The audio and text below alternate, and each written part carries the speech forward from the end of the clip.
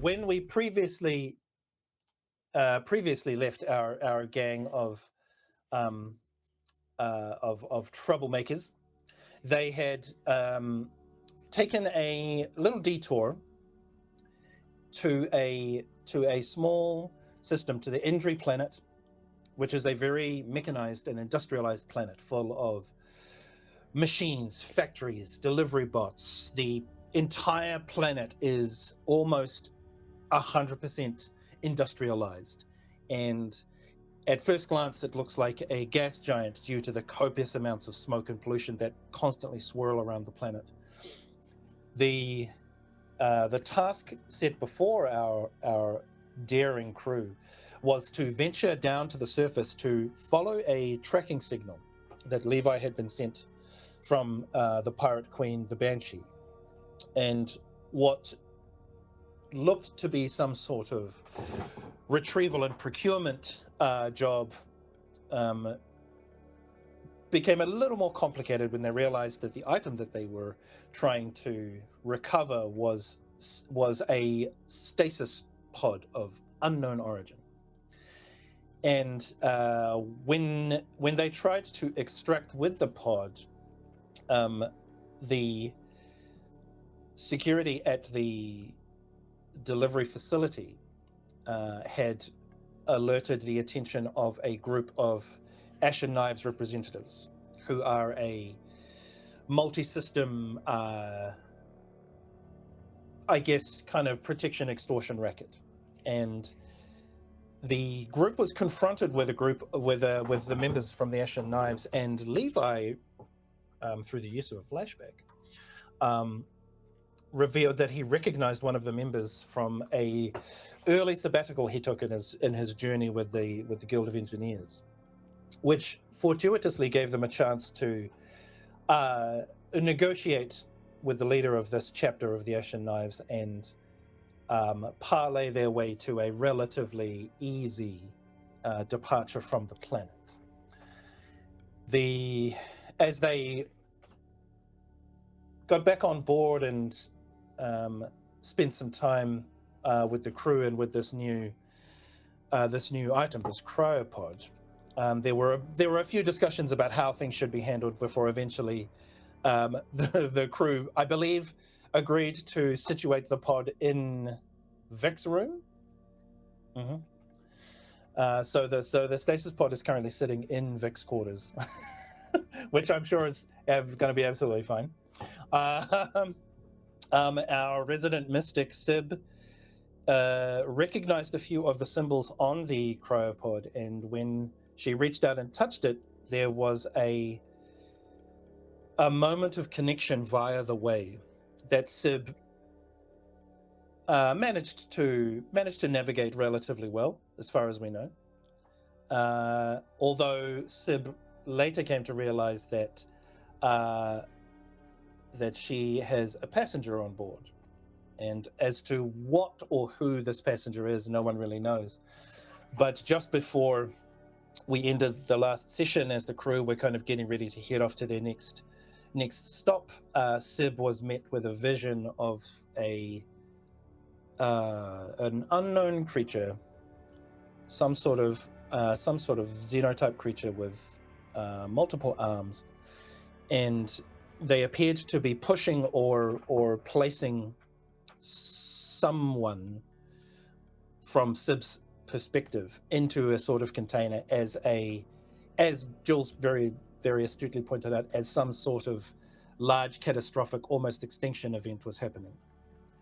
And as Sib was experiencing this vision, the ship was hurtling out into space, with the crew dealing with their own little bits and pieces. A few things also we learned in the last episode was that when the ship was confronted by a apparently novice member of the Durnek gang, in order to intimidate him thoroughly, Levi fired up the coherence cannon, which triggered some sort of trace signal that Luna and Levi's father, or at least the part of the Imperium research and development that he is a part of, that he manages, they were able to pick up that trace, and a message was sent through from a contact within a spy network that the ship's signal, or at least the cannon signal, has been detected, and a person or persons possibly are on their way to investigate the last known location of that signal. And as now, was there anything else that we kind of went through or talked about in that last session that I've missed? I know that the crew, we talked about equal shares, discussing the charter of the ship, or in terms of the at least the share agreement.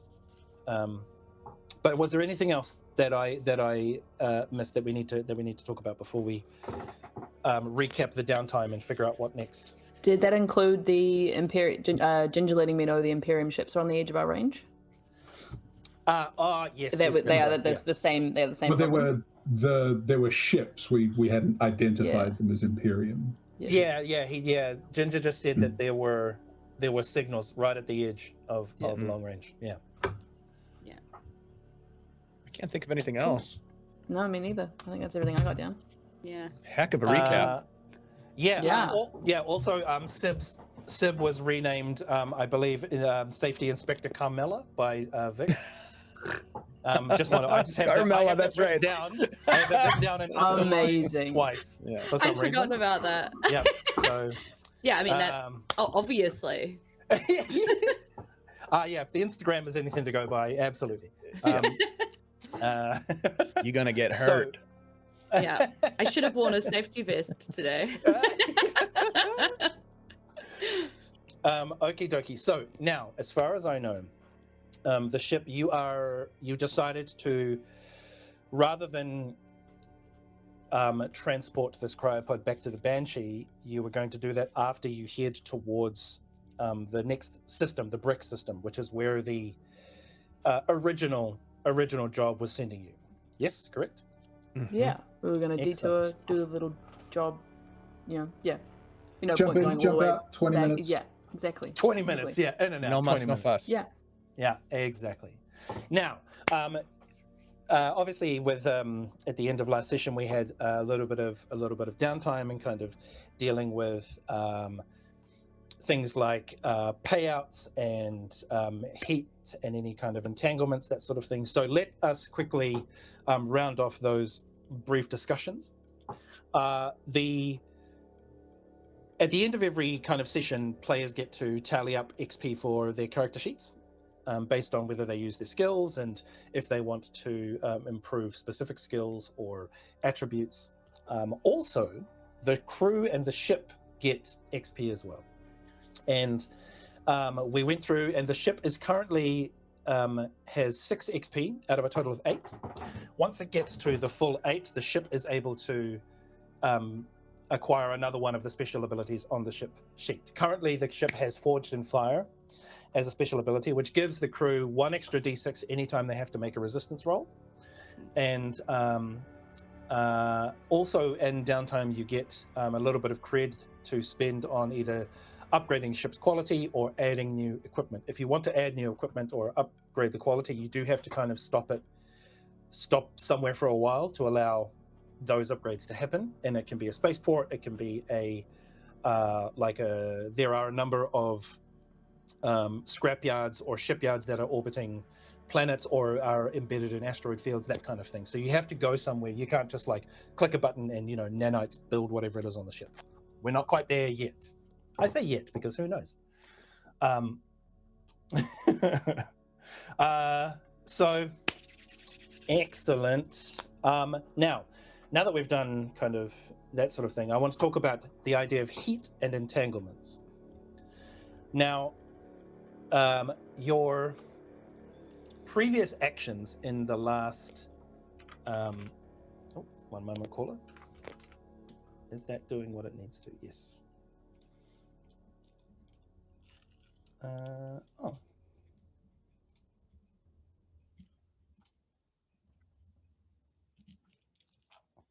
Oh, yes. So, in the last mission on Indri, would we say that there is a we need to think about the ways that you've kind of generated heat. So, Right.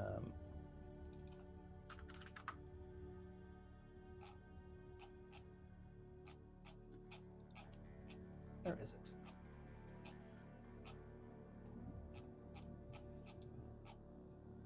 Okay. Now, were you dealing with any kind of high profile or important targets in terms of the target of the job?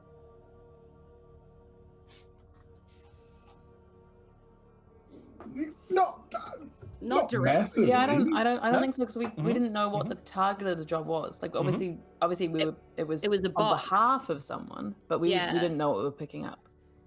But we Mhm, probably could have assumed, because the Banshee was involved, that there was something a little Yeah. edgy with it, maybe. But I think Mhm. a storage facility on an industrial world that was broadly massively mechanized is not exactly what one would call a high-profile target. Yeah, and also That's- yeah, Fox right. was More- really dusty, so clearly hadn't been moved or looked after in a mhm. while. So it wasn't Mhm. obviously like a highly, high profile looked after thing. Yeah, it wasn't Mhm. like under guard specifically, Yep. or Yep, Yeah. that's point. that's Yep. yeah, that's totally fine. That's totally fine. Were there any deaths of citizens? Like No. hegemonic citizens? No, No. great. Was there massive property damage? I don't think No. so. No. Well, Why that not? really depends on whether the bomb went off that we set up that we Oh. didn't trigger after we Oh. left. Can we do a flashback Yeah, that- right now? Yeah, that's right. 'Cause you- exactly. We- Like, well, I mean, you didn't activate it, so No, Yeah. as far as you know, those are just still sitting there. there. Yeah. Yeah, Okay. did we just Wow. leave a bomb on it? Okay. Yeah, we Yeah, sure I did. feel like the you Ashen Knives probably took those I agree, resources and I put agree. them in an armory. Like something. you didn't explode them, so you Yeah. don't get the Yeah. heat. Right. Okay, cool. Excellent. Was there any damage of a hyperspace lane or a space gate? No. No. No. Excellent. Now, Very softly. yeah, when we think about how the job played out, yeah, was it completely quiet?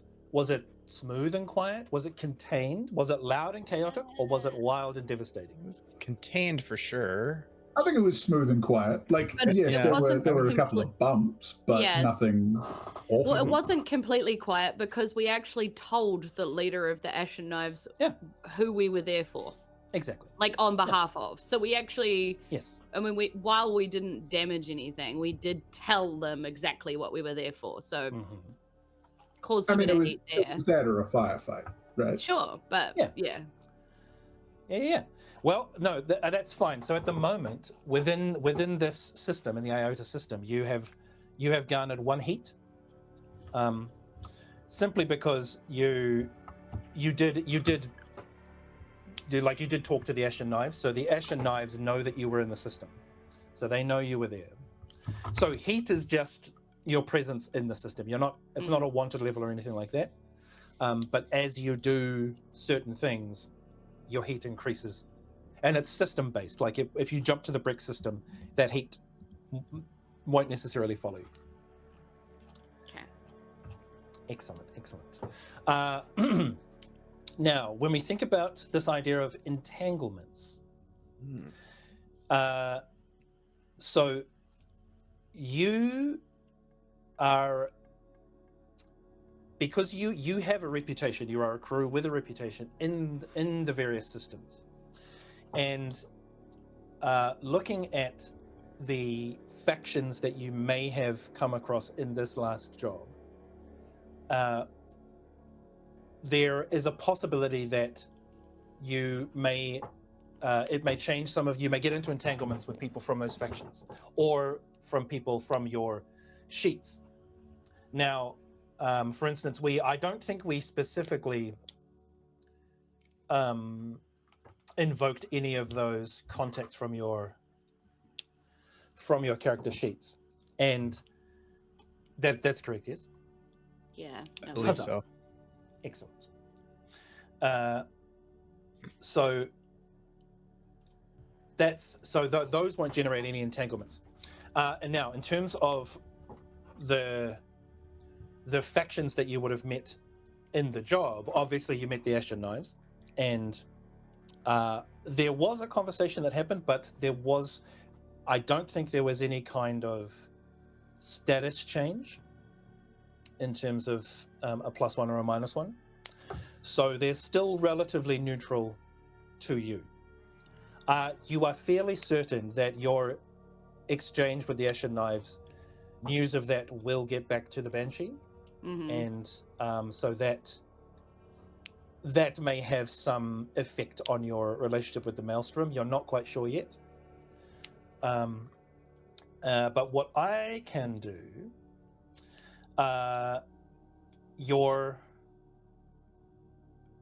what I'm going to do is I'm going to roll a d6, and because you're currently based on your wanted level changes what happens when I roll this d6. So the idea is that no matter what you do, every time you do a job, there is something that kind of happens, if that makes sense. So for instance, I just rolled a 4, which according to the entanglement system on a wanted level of 0, 4 or 5 means cooperation. Yeah. So basically what that means is one of your factions is most likely going to ask you for something. Now, funnily enough, you have a pretty friendly relationship with the Guild of Engineers, and because they are connected to what's been going on in terms of its injury, they have a lot of vested interest in that planet. One of their representatives sends through a missive and basically says, funnily enough, it's addressed to Levi, and it's just a message that says that the Guild of Engineers has gotten wind of Levi basically invoking that relationship with the Guild of Engineers to facilitate that conversation with the Ashen Knives. The Guild of Engineers isn't too keen on people openly using their name in connection with the Ashen Knives. Like, the Guild of Engineers is a guild. Like, they're a legit, they're legitimate businessmen. The Ashen Knives say they're a legitimate businessmen, but we know they're not. So basically the guild is just like, heads up, Levi. We're gonna need a little bit of damage control from you in terms of what just happened. And so what I'm going to say is I'm going to leave this to you, Josh, as Levi. It's basically someone saying like, "Hey, man, just a heads up. Like, we know how it goes when you find yourselves in these situations, and like, that's all good. But the higher ups, they really want to play this by the book. So we need to find a way to just let them know that you're not trying to broker any kind of new relationship with the Ashen Knives that the heads of the Guild of Engineers won't agree with. Just so you know." So yeah, I think like Levi would jot a quick reply back, basically just going, "Look, completely understand. Obviously didn't call or didn't speak as a representative of the Guild of Engineers. That wasn't the place or the party that I was trying to start there. But if there is a degree of repair that needs to be done, let me know what it is and let me know what the timeline looks like. At the moment, the crew's got some pressing issues, but I can reprioritize to the best of my ability. Obviously not trying to step on anyone's toes," and then just send it back. Mm-hmm. Mm-hmm. Right on. Right on. Yeah, you get a reply back that just says, "Fantastic, nice." Didn't we figured it was probably something like this. We'll be in contact soon. Cool. Outstanding. Excellent. Okie dokie. Now, you are headed towards the jump gate for the brick system. You've probably got maybe a few hours before you get there. Is there anything y'all as a crew would like to do in terms of your own kind of downtime while you're on the way? Yeah, I'd like to ask the name of the female engineer that I need to sneak back out of my room. I don't know what her name is. Oh, you can name her if you want. Okay. Because I didn't give her a name. Want me to come up with a name, yeah. Well, I was like, I don't know if Levi's already named like his entire crew, like that's down there with him already and already had an idea of who they might be, or so I was just like, throw that out just in case. Oh yeah, Josh, do you have a name for your helpers down there?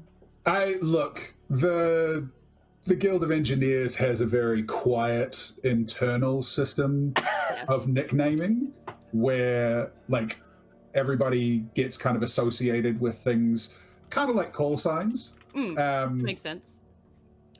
And honestly, I'm just looking around for 10 mil because she's always disappearing right when I need it. 10 mil? 10 mil. Yeah. All right. So like right. she does have a real name, which is probably what she gave to Sib. But for me, I'm just storming through the engineering department. And, where's 10 mil? God damn it. Her name is actually Tenerife. But you just heard 10 and just went, cool, 10 mil. Yeah.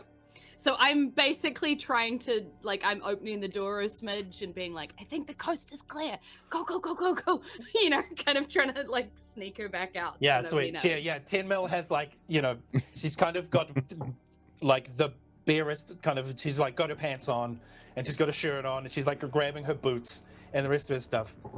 And I'm hustling her way out, trying to be as clandestine as she can. Yeah. I'm ready to like throw open doors, like use the way to like throw open a door to cover her if I need to. Yeah. Like, Are you following down the her? Hallway. Are you following her all the way back down? Yeah, like at least halfway until she gets near the engineering stairs or whatever to go down, and then I'm like, well, that's kind of your territory, so it'd be weird if I was down there, Yeah, sure. But can you make a skulk roll for me, please? Yes. Okay, we'll say it's a somewhat it's maybe risky. Yeah. Okay. All right. Well, I don't. But have if you fail, many people will realize what's going on. Oh, thank goodness. Okay, so I got a 1 and a 6, so I got a 6. Yeah. I was very worried about the 1 for a second. Yeah. Fantastic. That's you're fine. You're fine. Yeah. You managed to sneak your way down, avoiding, it's one of those classic situations of the two of you come around a corner and quickly duck back as someone walks across, and then you know. And I'm just being weird in the hallway. Yeah, they stop and like turn around and you're like, oh, just me being weird, and they're like, hey. Which is probably why I haven't. As they turn around, like Tenerife sneaks around behind them. Yeah, exactly. It's probably why I have a reputation with the crew for being weirder than I actually am, because I have to do this fairly often. Yeah, there are times in like the kitchen and stuff in the galley where everyone's like, she's just always randomly in hallways, right, guys? And they're like, yeah. Just being like, it's weird. Yeah. Crack up. Yeah, that's how I spend my morning. How's everybody else spend their morning? Yeah, right on. Excellent. Yeah, Vic, Luna, is there anything you do in this period of downtime? Go ahead, Luna.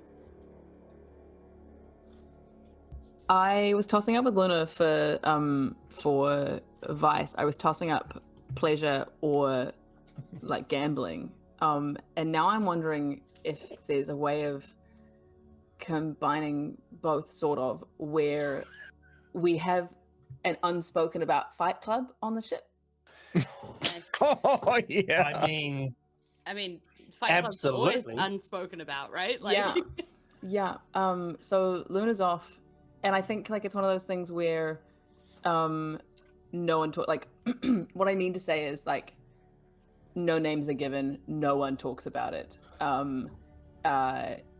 It's a way of letting off stress, I guess, physically, and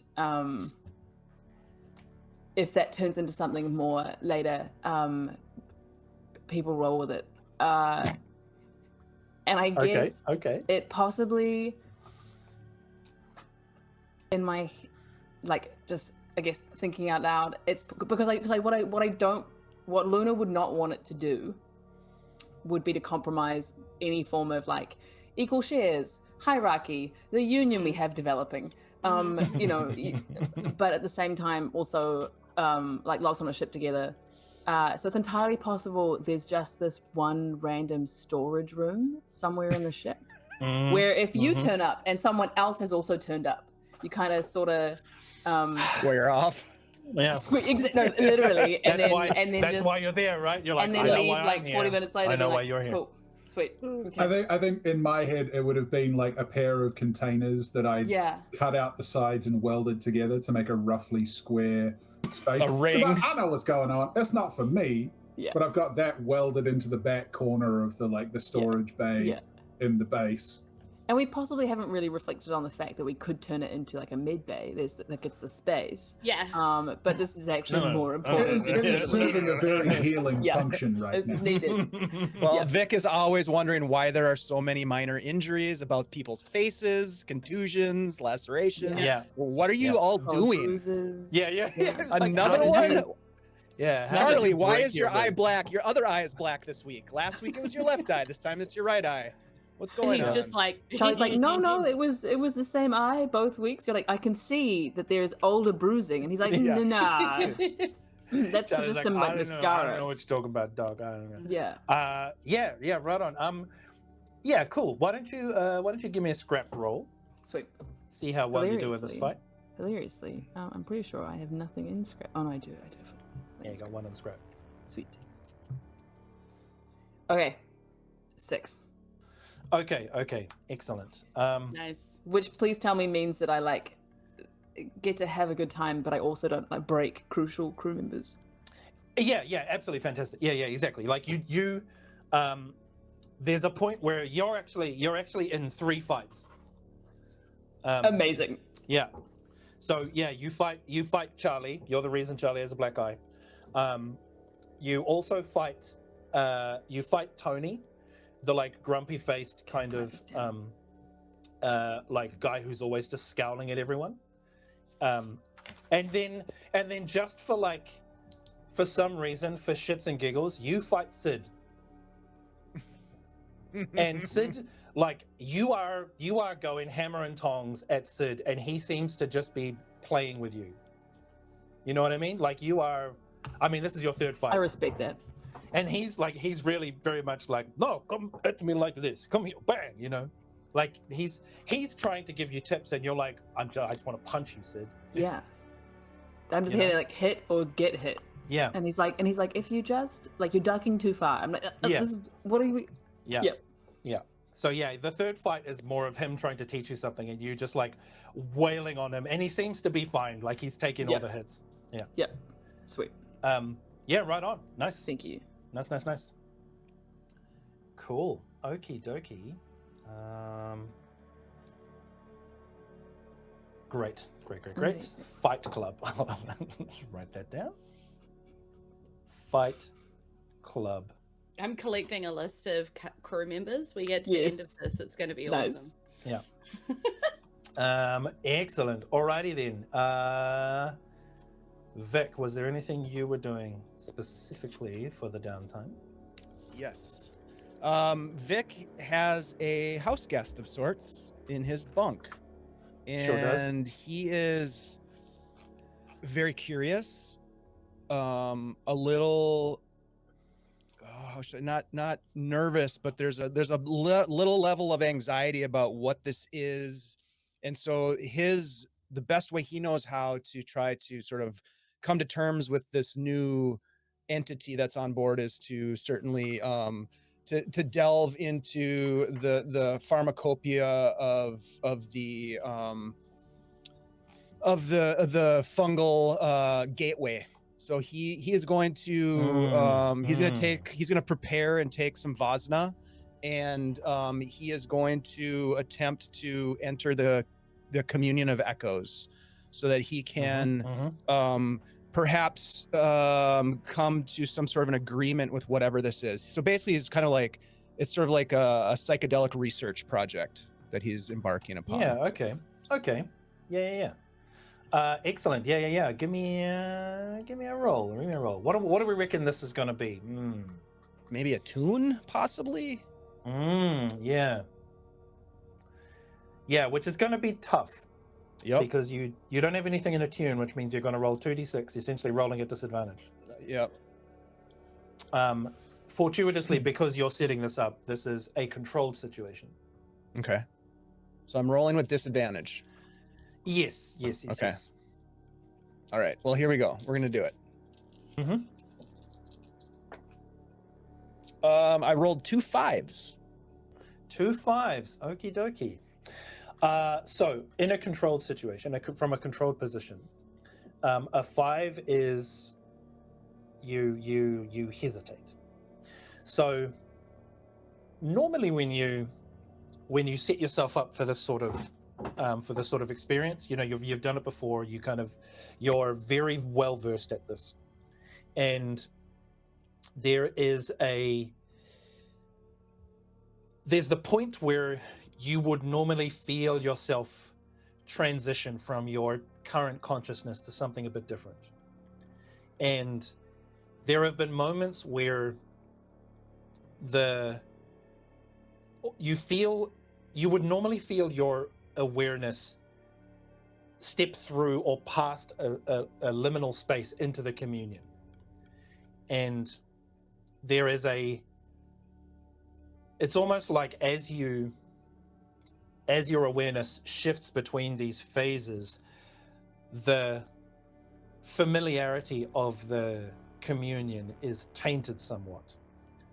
You very quickly recognize not an intruder, but something that there's a voice in those echoes that shouldn't be there, or what has never been there. And at this point, it causes you to hesitate. Now, you could choose to withdraw and try a different approach, or you have to do so with a minor consequence, such as a complication occurs, or there is a reduced effect, or you suffer lesser harm, or you might end up in a risky position. So you can either withdraw and try a different approach, or go for a minor consequence. I'm gonna go for a minor consequence. Excellent. Okie dokie. So can you give me a resistance roll, please? This will be a resolve resistance roll, which you've got. You have 1 in, so you can roll a d6. Okay. There is something. If you, what'd you get? I got a 1.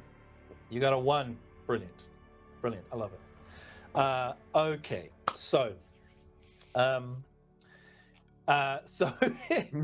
so you, my man, you are going to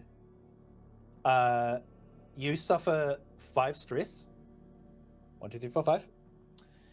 And there is a moment where you feel that extra voice in the communion and step into that space. And it's almost like the communion of echoes elevates into just this cacophony of shouts and loud sound. And where normally you could navigate this kind of space, you are just buffeted from side to side with these voices and these echoes that you don't recognize. And there is a point where you can hear, for want of a better term, you can hear a group of voices that are panicked, and they are saying things like run, death, hurt, fall. There's this overarching sense of danger, of harm, of loss, and it is almost unwieldy, the weight of this grief and this pain that you're experiencing. I imagine when Vic finally kind of snaps out of that communion of echoes experience, that he is feverish, like soaked in perspiration, shaking, almost like sort of like flu-like in his constitution, and probably is not present maybe for some of the normal crew, like meals, like he misses a meal, or like he misses something which might be noticeable to some of the other crew members, that he didn't show up or something like that, because he's on his bunk right now, just sort of like trying to deal with what he just experienced, because of the grief and the pain was so tangible to him, and he's trying to make sense of the voices. Yeah, absolutely. You get back to your quarters, and you look down at the stasis pod, and you can see that some of the fungus from your Vosna has started growing along the side of the stasis pod, and you can see that it has it's a fungus, right? So it has that kind of it has that kind of like mycelium. There's that root structure that you see growing over parts of the stasis pod, and you look over to where you're cultivating your main stock of Vosna, and you can see the same kind of thing. It's climbing the walls and into some of the paneling and things. Does it appear as though it is stressed, or that it is thriving? It looks like it's thriving. It looks like it's it doesn't appear to be like it's not like it's not drying up for want of like moisture or anything like that. It looks like it's doing okay. I'll just sort of close his thought process. I'll just put a hand like on the chamber, and just sort of out loud in a whisper, just, who are you? Excellent. Let me just write that down.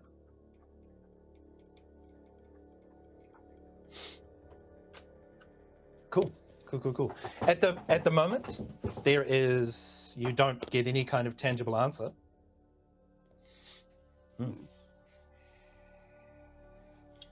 Right on. Chill. So what's Luna doing for the morning? That was intense.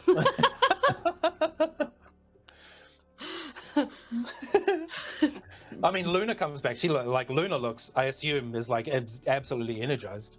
Yeah, 100%. Bouncing off the walls. Very happy. Yeah. At some point, like playfully punches Matchstick, and he's like, sorry.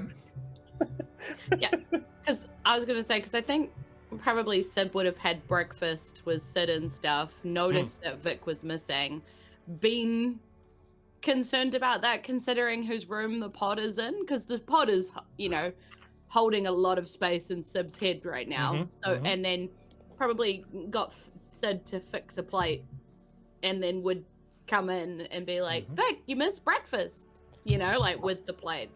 Oh, Sib, thank you. I lost track of everything. And then I think Sib's just like holding the plate, just like staring around the room with like the fungus going everywhere, including all over the pod, and just being like, Vic? Something's happening, Sib, and I don't know what it is, but I heard cries, pain, agony, sorrow. It touched my soul. I was there. With all four arms? I don't know. It did feel like a very tight embrace. And she nods, like, yep, that makes sense. You know? And she's like, yeah, did you see the explosion too? I felt it. I saw it. I think I was it. And she sort of like glances at the pod as she says that, like it. I was it. Somehow. Do you know who this is? She shakes her head like, no, I don't. I feel it. I think I'm Like a connection, vaguely right? connected. Ugh. Yeah, whether I want it or not. I mean, it would be crazy for us to even consider opening this, right? Totally crazy, like insane crazy, right? To open this, right? Because for And some reason, I really feel like we should. And Sibby just sits down on the bunk next to Vic and hands Vic the like plate and is like, maybe we should have breakfast before we do it. Yeah. At least. Maybe. And then she after she hands you the plate, she grabs you by the arm. She's like, I don't think the Banshee should have this. No. I agree. Or how do we not give it to the Banshee when the other two are definitely going to want to give it to the Banshee because they don't understand? Do you think we should make them touch it too? Maybe. But look, if this is an entity, which I believe that there is someone inside this. This isn't a thing. I mean, maybe it's a thing, but it's more than a thing. There's a consciousness, like an expansive consciousness of millions of minds at the same time, and yeah, that's not an object to be given or delivered. It's. I agree with you. Where was it going? Like, can we get it to where it's supposed to be and then open it? Someone sent it. Someone packed it with love. Like, they saved this creature and they sent it. And she struggles because she doesn't understand what happened because obviously everything faded for black for her. So she doesn't know what happened after that. But she's like, but somebody saved them. Yeah. Isn't there somewhere it needs to go? This is not my realm of expertise. You're the archaeologist of the group. This is your. But we need to have this discussion. Yeah, she traces the symbols again with her mind. Like, she goes to reach out and she thinks better of it for a second. And she traces the symbols in her mind and she's like, well, I know where I first saw those symbols. Maybe I need to go home. Yes, we have to convince the twins. We need to go back to your planet. Yes, I'm convinced. This is right. How are we going to convince them? We steal the ship. Well, no, that's a terrible idea. Yeah. I'm actually kind of scared of Levi. And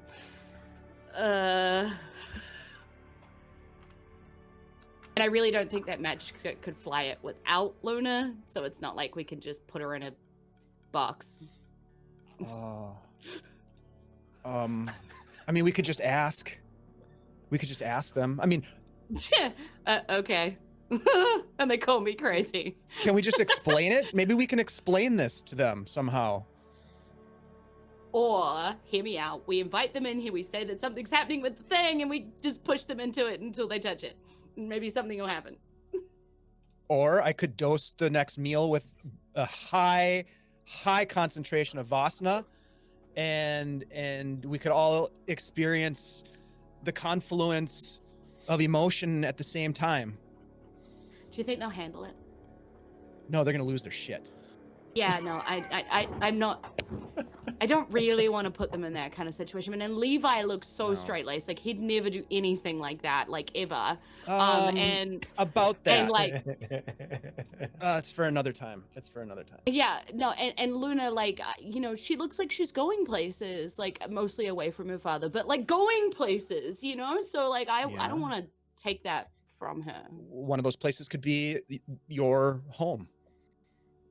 Sure, I guess. I mean, maybe We're we gonna just have need to to talk to them. We need a break. We need to chill, detour, pit stop, whatever we want to call it. The key Well, to we're this. going to that thing next anyway, right? We've got time. Levi needs to do that thing. Yeah, we've got To the plenty of time. banshee or whatever. So, or we already do that. I think this Or- was the banshee thing, wasn't it? I You know, lose track. That's another question. Is I feel like Levi owes a lot of favors to a lot of people. Yeah, mostly the banshee. Why? I don't know. Maybe they've got a thing going on. Maybe that. Oh, that explains a lot. You know, he's never getting anything on the ship. Oh, really? I thought he was full on player. No? Yeah. No. So like maybe he's getting it from. What the about banshee. Tin Mill? Like, I thought maybe- there was a thing with Tin Mill and No. Oh well. I mean, I don't know who that is. wait, why are your eyes sparkling right now? Is that the way? Are you getting a way tingle? Yeah, totally. It tells us that we should probably go talk to them and find out. Where are we going right now? They never tell me anything. I don't know, but I'm soaked in sweat and I need a shower. So let me Okay. clean up. I should probably leave while you do that, or Yeah, at you can least stick you want me around, to. but whatever. It doesn't matter. I'm gonna Okay. shower, and I won't touch it. I mostly promise. I'll just sit here with it.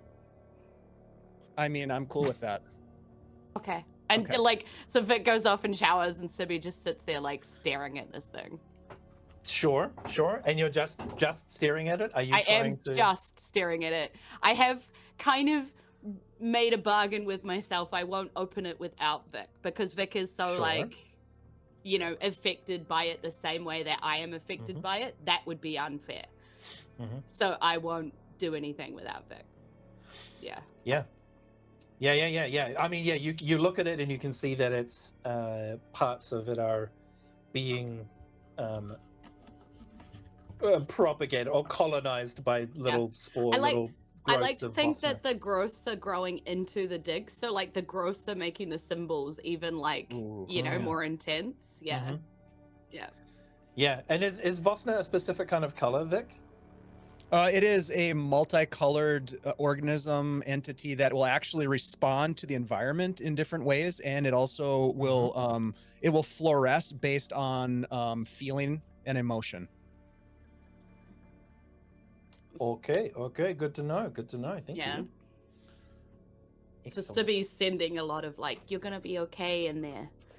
We're gonna get you out. We're gonna look Mm. after you. We're gonna get you home. Like she's sending a lot of that. So this is why I imagine the stuff is like.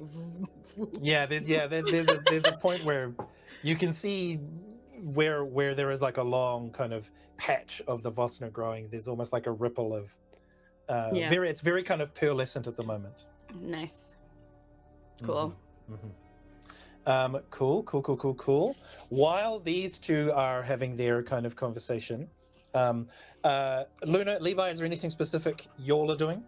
Yeah, Levi's been working on his little project for the ship, trying to get the signal scrambler sorted out. Yep. So I'm like figuring that's kind of a rig situation. Absolutely, go for it.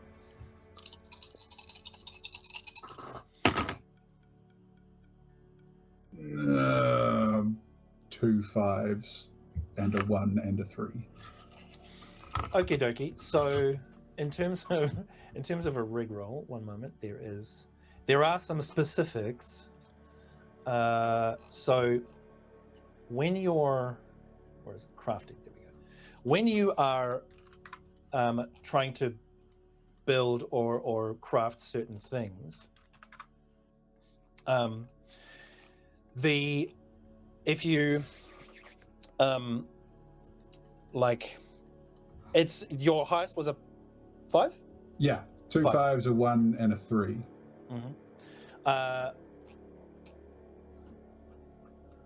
So it's you're making steady progress.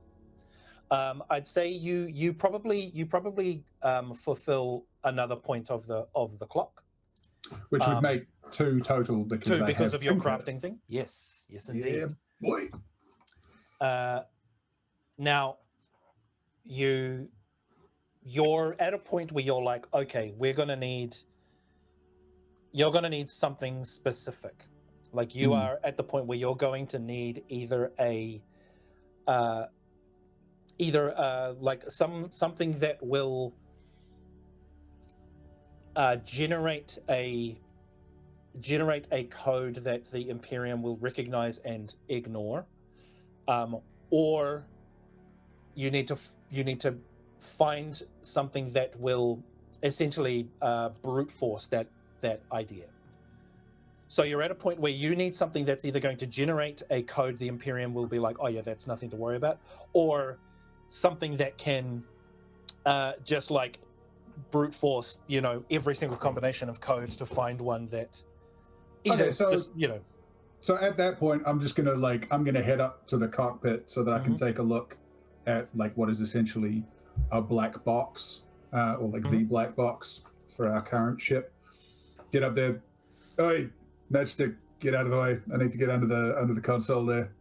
Shift it. He's like, okay. He's kind of like muscled out of the way. He's like, I need to, it's fine. It's fine. Look, it's me or it's Naga. Do you want to deal with getting out of my way or getting out of the snake's way? I don't care. You see him, he's like, and just kind of like the color drains from his face for a while. He's like, and he doesn't answer you. He just seems... Go get a cup of coffee. I'll be out of here in he's like 20 minutes, half an hour. He wanders out. Yeah. And then I just bury myself under the console, like taking some bits off the black box and having a look at the parts, that kind of thing. I don't think I'm going to achieve anything. I'm just, Luna, you had breakfast this morning. What are you doing? Luna scoffed down breakfast, feeling on top of the world. Has assumably showered and then headed up to the cockpit to check in on Matchstick. Pat Orbot. Orbot's hissing at Naga. Yeah. Yeah, no, and I'm just watching Levi take my ship apart. Look, I'm upgrading my ship. I just let you fly it. No, it's not. It's not the hierarchy of pilot and engineer. Now look, I tell you what, you leave the ship, Matchstick can fly it. I leave the ship stops. I've heard we have a whole engineering department. We've got 2 people who stand around holding my tools for me. That's what we do. Tenerife could be the same person, unsure, but I've been keeping up. I got 10 mil in security light down in the engineering department. That's what, Tenerife? Yeah, that's 10 mil. Tony's security light. You know why we call him security light, Luna? Because he only works when you're walking past. That man holds my tools for me while I'm doing the work. I keep this thing in the sky. So why is he here then, if he doesn't work? Because you're not there holding my tools. Sounds like we need a bit of, what'd you call him, security? Security light? Look. We need a better one. Security light's a good guy, he's got clumsy as shit, keeps bumping into things, shows up with bruises all over him, but I don't give a shit as long as he does his job. Luna's like, I actually quite like that guy. Okay, so security's a glorified... Security light. Security light. Brilliant. Love that. Call signs, amazing. Super cute of your whole department. Fantastic. How long are you going to be here? Look, I'm going to be here as long as I need to be here. I'm under Matchstick's bay, not yours. You want to sit down? You can get on with it. Luna is also, going to why does your robot not like me? And then Luna's going to look at you and be like, do you want a cup of coffee? I'm good. I'm feeling pretty hydrated. I'm alright for the moment. Okay, sweet. Appreciate you though. I'll start tapping at bits and pieces on the console as part of my job, Because as I'm part doing of my your job. As part of my job. As you do your job. As I'm doing my job. Um, I actually there- quite like having my brother around. mm, As annoying as he is. yeah, sweet. So as you do your job very well, do you want to do a job roll? Yeah, I'll do a job roll. Job roll. Job roll. roll. Yeah, give me a helm roll, please. Fabulous. I shall. Ooh, okay. If I've rolled correctly, I got 5s. 5s. Yeah, Yeah, no, 2 that's 5s and 2 3s. that's all good. That's all good. Cool. So there's a point where you're talking smack with Levi and tapping away on various consoles and looking at things, and you see on the scanner you see signals start to bloop, bloop, bloop, pop up. Coming from us, or as in coming from Levi, or Nope. these are oh dear, Nope. Nope. coolios.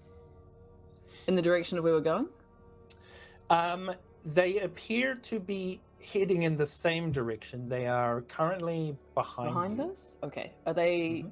Do the signals seem to match the ones that Ginger was talking about last time?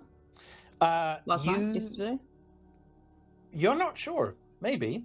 You try and kind of do a comparison between the two, and the readings you get back are a little bit hard to analyze in terms of to kind of diagnose. You're not sure. Okay. But there are. Can I tell how many they are, or do they keep popping up? There are 3. 3. Okay. Yeah, 3, and they are getting closer. Ooh, they're faster than us. They are faster than you, and it looks and you like very quickly you can see that they are on definitely on an intercept course with you. No. And there is a real they start getting closer, and you feel yourself starting to be affected by a sense of unease. In fact, everyone on the ship starts to kind of strangely feel very, very kind of uneasy and a little bit anxious for some reason. You're not sure. We're heading to a different system, aren't we? Theoretically, you're on And your we way would be- to the jump we gate. would- Yep. Yeah, cool. Okay, can I do the same thing I did last time and out jump them, or am I too far away for that? You're not near the gate yet. Okay. Can I speed up? You can absolutely try and outrun them for sure. There is judging from what at a quick glance, looking at the radar, it's going to be tough to outrun them. Okay. Like the fire drake, she's a big girl, she's powerful and she's quick, and you've got the afterburners and stuff. Yeah. But whatever these 3 signals are, they are moving at a pace. So, because I'm there in the cockpit, Exactly. You're literally with right there. Luna, I would have been comparing. I get the Yes. Twin Sense vibe. And I've been swearing under my breath for 30 seconds at least. Mm-hmm. So you hear this dunk as I close the black box under the thing and scramble out. Speed. I think Yeah. cool. And just I'm gonna race back to the engineering department. Sorry, mechanically, Alan, what I'm doing is assisting Beautiful. Luna, Mm-hmm. but narratively, I'm heading back to the engine bay. 10 mil, security light. Come on, we got some work to do. 10 mil is literally in the midst of actually fixing something. She's like, what? Yeah, Oh, cool. yeah, shit. Okay. Low priority. We're rewiring the engines. She's like, okay, yeah, right, sure. And you see Tony's just like, all right. Tony, old man. dealing with the fuel lines, mate. I'm going to need you to put that out before we do that. He looks at you and just goes, Good God. and puts it out on his tongue and then eats it. I mean, at least we know why you enjoy eating Sid's protein cakes now, because you can't taste them. Come on, let's do this. Sweet. Okay, so Luna and Levi at the moment. Yep. Luna, are you kind of alerting the ship that things are about to get spicy? Or Yes. Spicy times. Okie dokie. Awesome. We're renaming our new coding system. Maybe I rename it regularly. We're now like tier spice, and then I'll be like, it's actually tier like 4 or whatever. Yeah. Like spicy times, and for a moment the crew's like, what? Huh? What stations now? I'm like, oh Yeah. Yeah. Sweet. Excellent. Alrighty. So, can I get you, Luna? You can roll a helm check for me, please. perfect. Thank you. As you and Levi work together, you fire up the engines and like start taking off. Come on, Almost baby. immediately, Matchstick like scrambles back into the cockpit and like hops in the seat and starts helping you out. So because Levi is assisting, you will get an extra D6 on your roll. Fabulous. At the moment, this is I'd say it's a risky position. Okay. Feel free to add a gambit if you think you need it. Yeah, we've got gambits as well. Yeah. Dave. And And- what do I need to succeed? 6. Just 1 6? Just any of them can be a 6. Okay, cool. I rolled multiple 1s and a 6. Ah, good. Excellent. Good. So there is like you feel like a lurch as Levi and his engineering team like juice up the engine and those afterburners kick off and you start tearing your way across space. Matchstick kind of looks over and he's like, I mean, look, we're booking it, boss, but I don't know if we're going to lose them. And you can see on the scanners now the 3 signals are rapidly catching up with you. Hate that. Yeah. So you are at the moment you're heading straight towards the gate. Yep. I am going to need you to do another piloting check for me. Yep. As you can see now, there is a number of warning lights as some sort of weapon system locks onto the ship. Oh. Oh crap. Do I still have an extra assist dice on that? I think, yeah, absolutely. Like this team, they're down there, like Yeah. Still going. It yeah. didn't stop. But if should you fail this roll, they will suffer the consequences as well. Oh god. Oh my god. Okay. Yep. 1 6. Yeah. Okay. Yep. Excellent. So because again, this is risky. If you roll a 6, you get to add a gambit if you didn't use one. Okay. So Didn't you get to use add a one. gambit for the ship. Yeah. Adding So a the gambit, ship's beautiful. currently at 3. In fact, it should be at 4 because you rolled a 6 last time. So there is a point where, as you look at the scanners, you can feel the ship like begin to rock as your shields get hit with blaster fire. There is Matchstick close enough now that Matchstick brings up a schematic, and you can see that there is it's 3 looks like fighter craft, like they're designed to be quick and agile. Yeah. So you can try and outmaneuver them if you want, but they're pretty quick. It looks like they're trying to just kind of outmaneuver you and kind of get pot shots as they can. Yeah. One of them Matchstick turns to you and he's just like, and you can see that one of them is looks like it's heading towards you to try and breach the ship. Oh god. Okay. I feel like we should shoot him out of the sky then. Absolutely. I am going to start a 4-turn clock Cool. that is for the boarding party. Oh boy. Excuse you? I'm furious. I feel like Vic is in the shower, just getting tossed around in the shower, like slipping. so- The worst know. place to be when we're getting boarded Yeah. by pirates. Yeah. Levi, yeah. you look like you feel those rocks, and you and your team, you can look at the panel and see that the power draw to the shields is starting to fluctuate as the shields are getting hammered by blast and fire. Yeah, Vic and Sib, you're like in the room, and like, and various stuff like whamp, whamp, whamp. I grab the belt control thing that pulls the capsule along behind you or whatever. Yeah. I grab that and I strap it on temporarily, at least, just in case.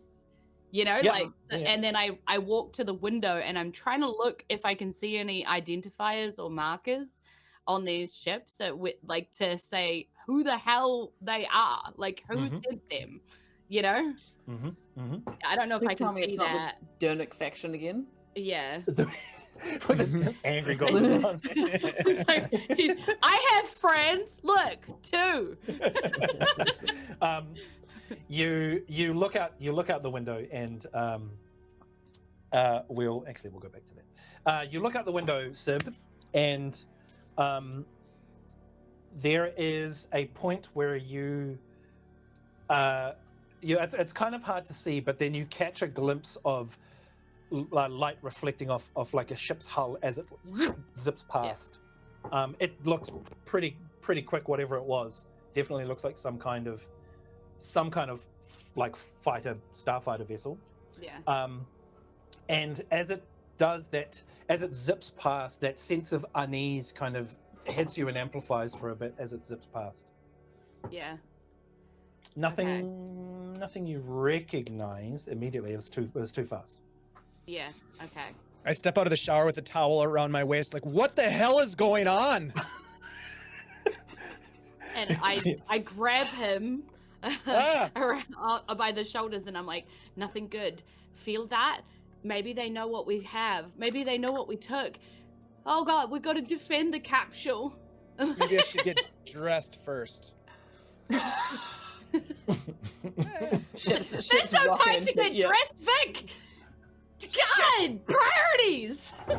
He's gonna just kind of not tuck the towel in to secure it as best he can. He's kind of got this. I envision him as like kind of Iggy Pop kind of physique, like old man but chiseled, kind of wiry, leathery. Yeah, kind of leathery. Yeah, yeah. Leathery. Yep. All right. Well, if it's gonna go down, it's gonna go down. Yeah, Luna, you get a message from Sid actually in the galley. Uh-huh. He's like, okay, Luna, what is happening? I've started adding spice to the meal, but it appears we're being shot at. What is happening? What do you need? I'm gonna build a threat level system, but let's just say 1 is the worst and 5 is chill. We're at 1, Sid. You hear him? He's like, okay. We're at man weapon stations. He's like I am on my way. Yeah. And he'll move towards one of the guns. Yeah, sweet. Awesome. Okay. Sim is running for the helm, but with the belt on, so the capsule is following. Vic is following with his towel around his waist. Yeah. So these chuckleheads arrive in the helm, Luna. Is there room for this many people and the captain? Really. I didn't think so. I didn't think so. We don't really have it's not like a Battlestar Galactica bridge, is So it? I think right now, like, the capsule is definitely bumping into like everybody. Yeah, okay. Whether It's also like or in not. Like, it's in the doorway. We're now sorry. Yeah. Yeah. I feel like Luna will be like, guys, go to your stations. I don't have one. Yep. Sim's freaking out. We should hide. So we your should hide the station capsule. will be the mess. Okay. She's saying this through gritted teeth while fighting the ship, basically. Yeah. Just find somewhere, sit tight, and basically don't get in the way. Does anybody know of like a secret, like, I don't know, cargo hold compartment? That's, No, we didn't build that into the ship. We don't have any smuggling bins or hidden like fight club rooms or anything. We chose a long-range scanner like an idiot. And wait. This is Let's put that on the list. But we also Ellen, need a med bay. We need a med bay. We need a place to hide contraband. we're in we're taking like some Actual considerable fire heat, right right? now. Like this is Yeah. this is Yeah, we're in like, like as you're a having like an this conversation, actually it's like- dangerous conversation. Awesome. So Like, you just the ship is so I'm gonna in give the midst. them. I will give them directions to the Fight Club container. I won't tell them it's a Fight Club container, but I will tell them that Sure. there are 2 containers There's a which will container. provide a bit Yeah. more reinforcement should they Yeah. wish to go and get in them. Gotcha. All right, gotcha, let's gotcha, go. gotcha. Let's go stash this thing. I'm Sid. not happy about it. In fact, I'm Yeah. now madder at the people we're fighting for ruining my day on so many levels. Yeah. Yeah. Yep. And so I turn around, but the capsule kind of turns around behind me, and so it sort of poof, poof, poof, poof. It knocks Yep. Orbot off the back of the pilot chair. Yeah. Almost like. Yeah, and then I again the horrible fake running because I can't run because I have to Mhm. move slowly, but Yeah. back out of the room again. Yeah. Sweet. Okay. Yeah. So Sib and the capsule head down towards the secure containment facility. Vic, are you going down as well, or are you heading to one of the guns? No, I'm gonna make sure this thing gets stowed. Yep. I'm gonna help Sweet as. Sib. Yep. Yep. Great. Okie dokie. We have there enough crew to is- man the guns, though, don't we? You do. Yeah. Yeah. Sure. Yeah. Yeah. So It's simple Luna, people. Luna just hears like this click, cut the jets, reroute the power to the shields. I'll get these chuckleheads looking after it. I'm heading to one of the Pushing guns. buttons. Yeah. Swearing. And pushing so the buttons. whole ship just does this, Just like. like Yeah. slows down, Mm. but the shields ripple around it Very as cool. they reinforce. Yeah, cool. Okie dokie. So, as you're heading towards the guns, can I get another? Can I get a piloting roll, another helm roll from you, Luna? Am I still being assisted? No, because the engines have been Yeah, shut gotcha. down. The shields are up though, but you know, Shields are it's- up, yeah. That's not flying. Yeah. And for Levi, can I have you give me a scrap roll? I'm not gonna comment on the circumstances that I find myself in, but I rolled another 6. I did also roll a 1 and a 2 and a 3, Okay. but I okay, did roll a no, 6. That's good. And for Vic and Sib, can you give me a prowess resistance roll, please? As you're hustling down these corridors, the ship is kind of getting rocked by these blaster fires. Okay, so resistance rolls, Mhm. prowess, 1d for each dot in the relevant, Yes. and we have the D for the ship too, right? Yes. Cool. Yes. Getting that Okay. ship D. So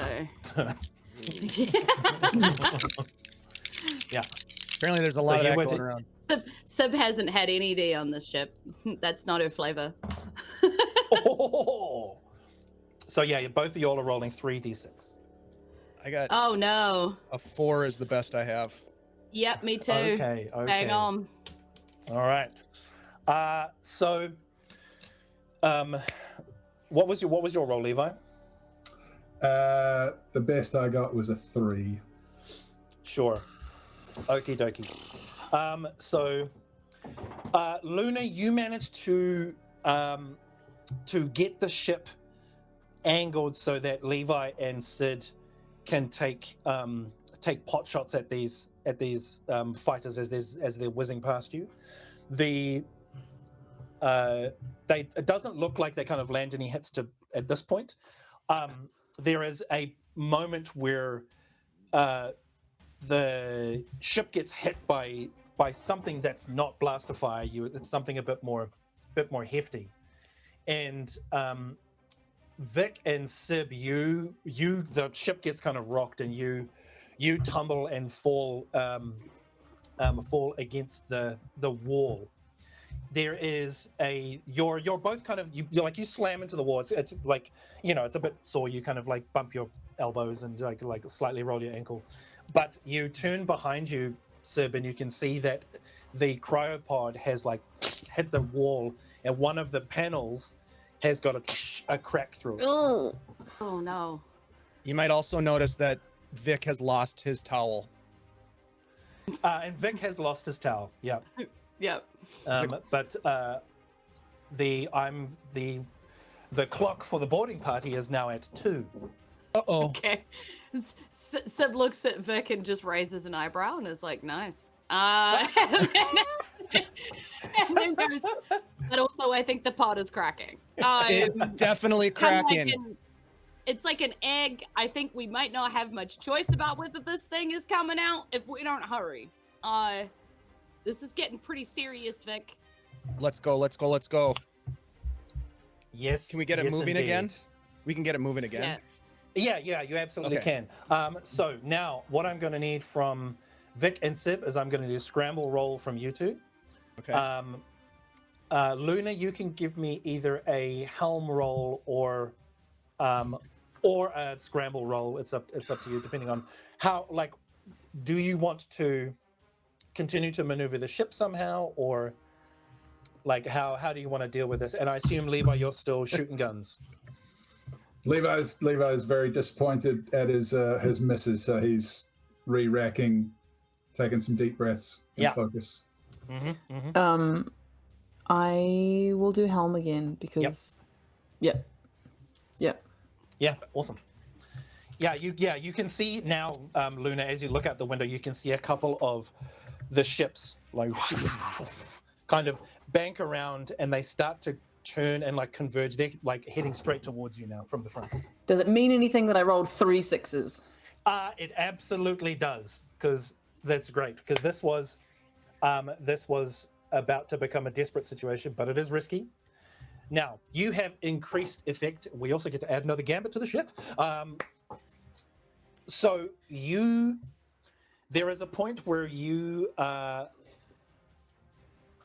almost like barrel roll the ship out of the way. Hell yeah, we And- do.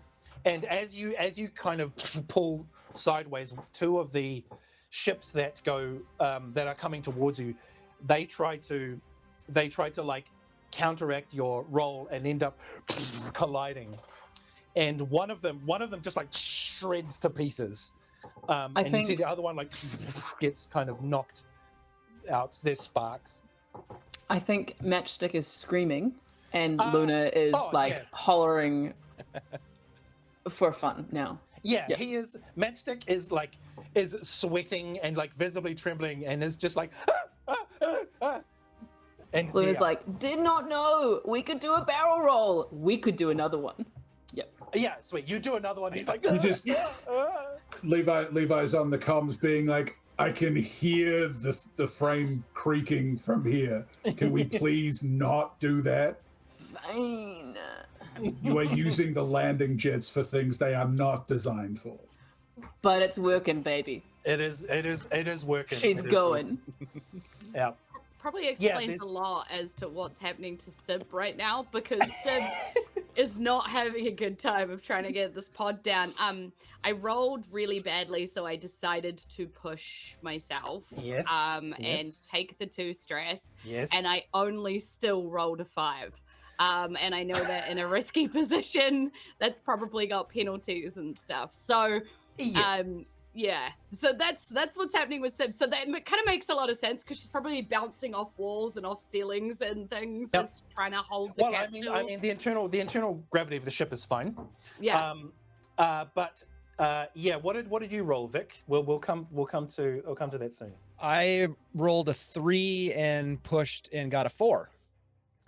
Okay, sweet. So, your there's a moment where there is a large explosion that happens outside the ship, which sends a ripple of just kind of force and energy towards. And there's a moment where the 2 of you are lurched to the side, and Vic, you actually end up kind of catching your foot on your towel that you dropped. And you trip and try and like catch yourself. As you do, the same thing is happening with Sib.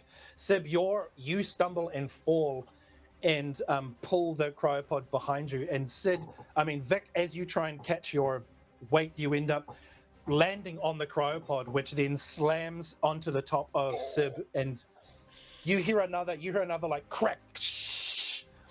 And looking down now, the cryopod is no longer hovering, and it is currently on top of Sib's legs. Sib, you are trapped. Oh, no. So now the two of you are now in a desperate situation. Oh no. What happens in the second barrel roll? Or did that include both barrel rolls? That included both barrel rolls. Damn it. Levi, what did you roll for your? I rolled 2 6s. Oh, nice. Yeah, nice. So there's a point where you can hear carnage going on inside the ship somewhere, but you managed to line up this third vessel, and there is just like a sweet satisfaction as you pull the trigger and just like, and you see it get lit up as it's flying towards you, and then it almost like your gunshots kind of shear the wings off this ship as it just starts kind of being bounced around, and like stabilizers have gone off. There is a point where you can see just out of the corner of the kind of gunner's cockpit that the main fuselage just like ignites, and the kind of the anxiousness and the unease that everyone was feeling after that last explosion goes away. But Sib, as you're lying there with this cryopod kind of on your legs, you are hit by this almost like a kind of a psychic wail of pain. Yeah. And you take 1 more stress. Okay. I think I scream and cry. Like, and Yeah. it's not like I'm in pain, right? Because my legs got hit, but I'm more in pain from the psychic pain that hits me. And so I'm just screaming and crying, you know? I reach down. Can I reach down and like on grab Sib's hand and be like, "I got you, Sib. I got you." And I'm just gonna, with everything I've got, try to lift the cryopod. I mean, whether or not that's possible, he's still gonna try to like. Oh, absolutely, yeah. Give me a. This is going to be a prowess roll. Prowess. Okay. Yeah. Prowess, desperate prowess. Ooh, Yeah. do you know what desperate means? We get to mark XP in the attribute later. Yes, Yeah. indeed. All right, so Alan, I'm rolling 2 dice, correct? For this because it's Yes. it's a Yes, you are. resistance? Okay, got it. Yep. I got a 6. I got a 6 and a 3. Okay, good. I got you. So yeah, you managed to lift this cryopod up enough that Sib, you can kind of get your legs out. Sib, you do suffer level 1 harm. Okay. Just with your legs being pretty banged up. There's nothing. It doesn't feel like anything's broken, but as you get up, there's like definitely some sprains and stuff. It's quite hard to to move. And as you manage to shuffle yourself out, there is a lingering pain in your legs, but also in the back of your mind. And while we deal with the consequences of what is about to happen, it is 1:39, so let's take a quick break and get some water, refresh, go to the bathroom, and then we'll come back and we'll deal with the consequences of this recent little furor. Wow. Wow. Ruh-roh. A rut-row. All right, we'll be back in just a couple minutes. Thanks, everybody.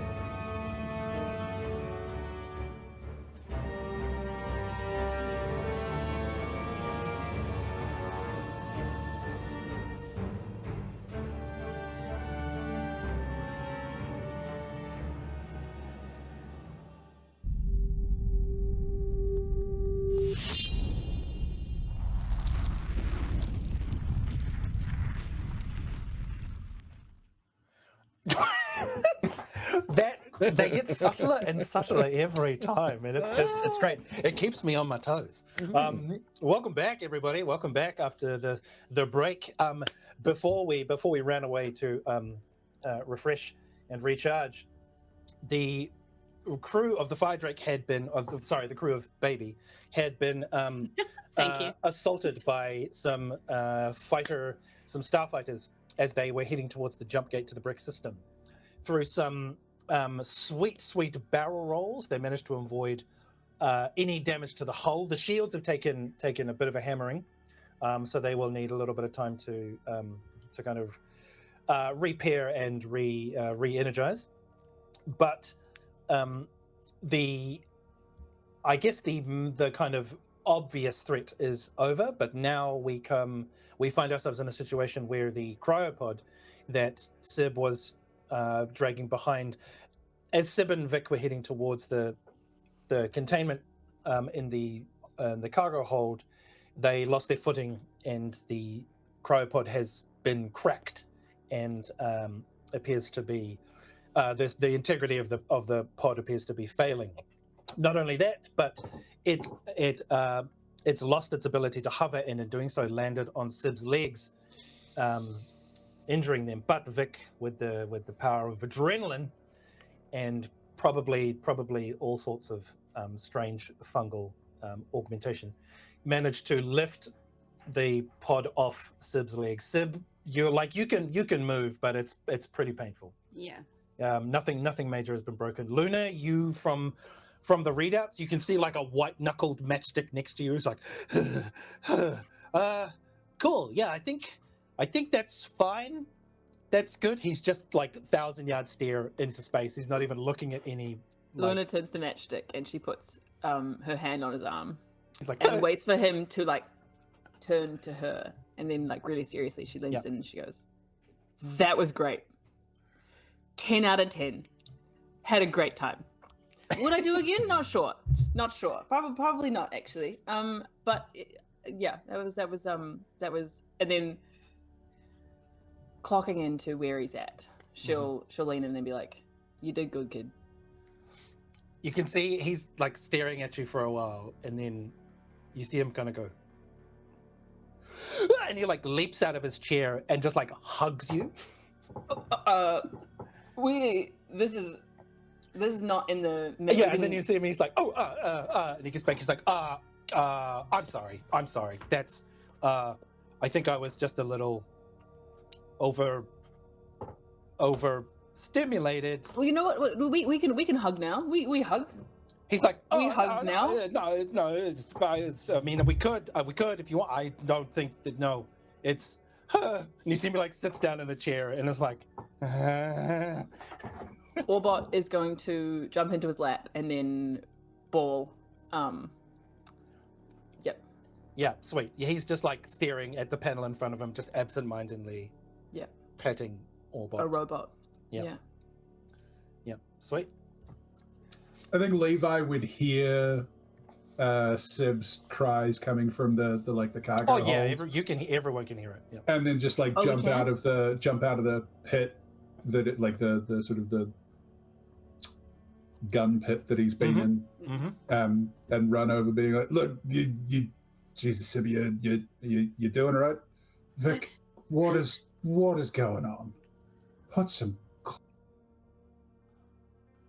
You out there, Sib? Jesus, you And she's cracked this thing.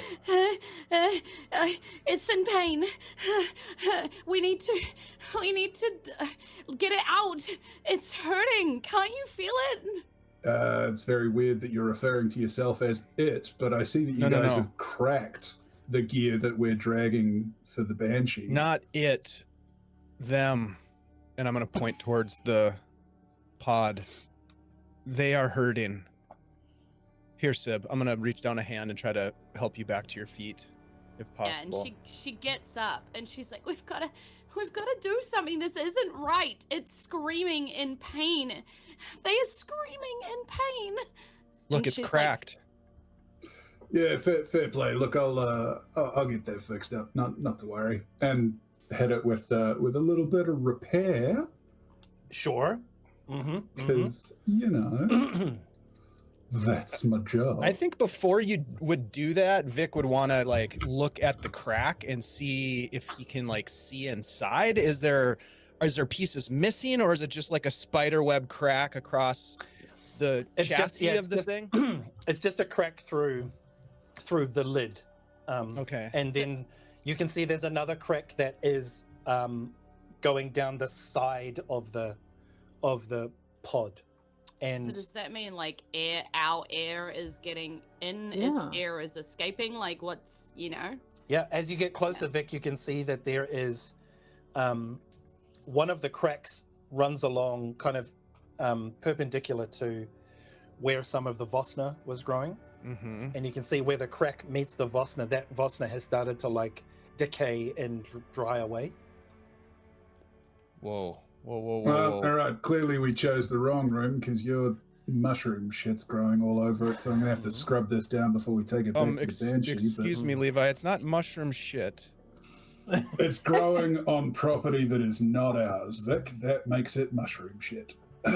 So I don't think this property at is a quick anybody's. glance, Yeah. Levi, you can see that the panels, like the instrument panel that was showing like all of the like the kind of bio data of whatever is inside is inactive.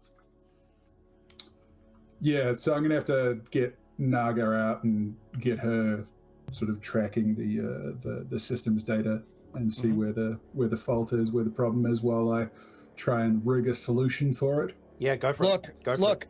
I'm gonna hold on a sec, 1 second, because I think that there's a conversation to be had here, and I'm gonna step in front of what's going on here and say, look, we need to talk about this because both Sib and I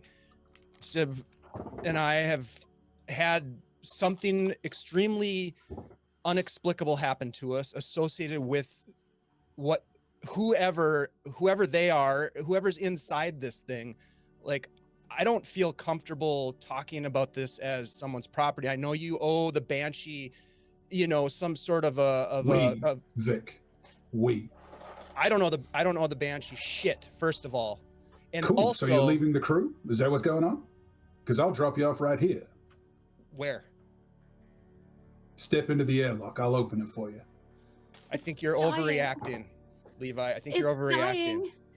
I'm This is pretty a sure crew. it's dying. Like Sib is not freaking out. She's your starting decision. to bang on the pod. Like she's starting to smack on the pod to be like, let it out! Let it out!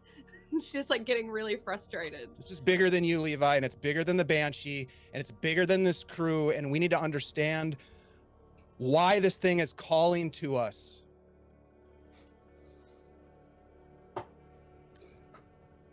Vic, Threatening I'd probably to have put me in the lot more- airlock is also a bit extreme. No, I'm just gonna say. invited you. I invited you to step into the airlock because this crew moves as one, because it has to. The Banshee offers us sanctuary, offers us work, and offers a place for us to put things that we need to. So Well, if you want to step on that, that's You you. should reread acting the on behalf bylaws the of our contract, because there is an opportunity for us to have a conversation about decisions that are made. And if it comes down to it and we need to have a meeting of the crew to make a decision, then I'm fine with that. That's probably what we need to do. There is a point where Levi, you get a message from 10 mil, and as it pops up, and there is she's forwarded an alert, and the alert is that there is a hull breach on part of the ship. No, it looks like you have some work to do. Yeah, I do. And part 1 is getting this fixed. Part 2 is keeping the rest of us alive. We don't know what's going to happen if this box gets opened. What I do know is that right now we have no information about the life signs coming from inside it. Sib's over here screaming about how it's dying. Might could be it was the life systems keeping it alive, and you are keeping me from fixing those, Vic. Yes, I would have figured that as somebody with medical training, you'd want to keep things alive as much as possible.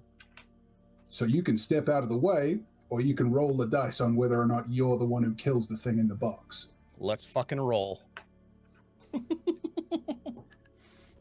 So are you going to try and open it, Vic? Or are you? Yep. Or are you going to let? All right.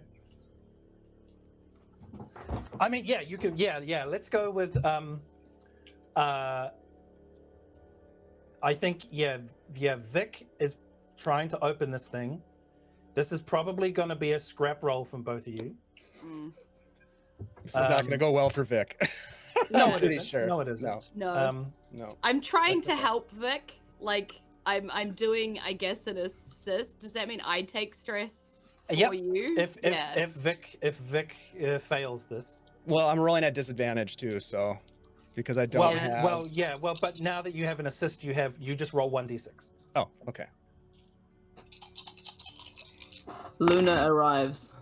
Yeah, Luna, you see this. Like the three of them are like, "Ah, come on," like already kind of in the It's midst tense. of wrestling with each other. Yeah, it's tense. Yeah. Okie dokie. So what were the rolls? I rolled a 4. 2 sixes.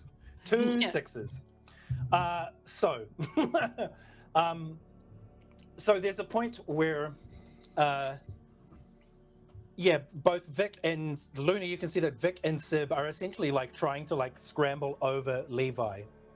As Levi, you basically send Naga to the stasis pod to start actually just rewiring things, and manage to, I guess, prevent these two from opening the thing. However that kind of works is up to the three of you. Well, Sibby and Vic are both not very scrappy, so I imagine No. it's like, picking up two children that are like refusing to leave like a children's playground or whatever, and just like removing them. Like I imagine think it looks there's- like that. There's a moment where it's just like me grabbing Sib's arm and twisting it back and rolling Vic off my back onto the floor and putting my foot on his chest and my other hand on the handle of my blaster and being like, don't push this. What the fuck is going on? Luna, as you say that, you hear over the intercom, you can hear another klaxon go off, and then you hear 10 Mil's voice, and she's like, hey, look, we got a hull breach in the and like, warning signs are going off. Matchstick is on the thing like, yeah, for some, there's a hull breach in the side of the ship. Which side? Matchstick? Port side, near the port side engine. Take your foot off my chest. Leave the Now. box alone until we've got time. Otherwise, Now. you and I'll finish this right now. Take your foot off my Get chest, to your Levi. fucking stations. Go. There is a point you can see Naga, like, there's a little, like, and you see the panel with the biodata, like, Cool.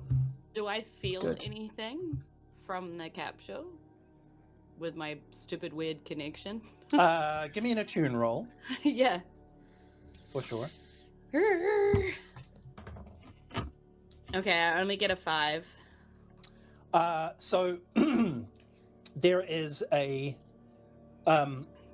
you're just like, screw it, and you open yourself up and try and connect with the capsule. You are going to pardon me. You get hit with this overwhelming sense of like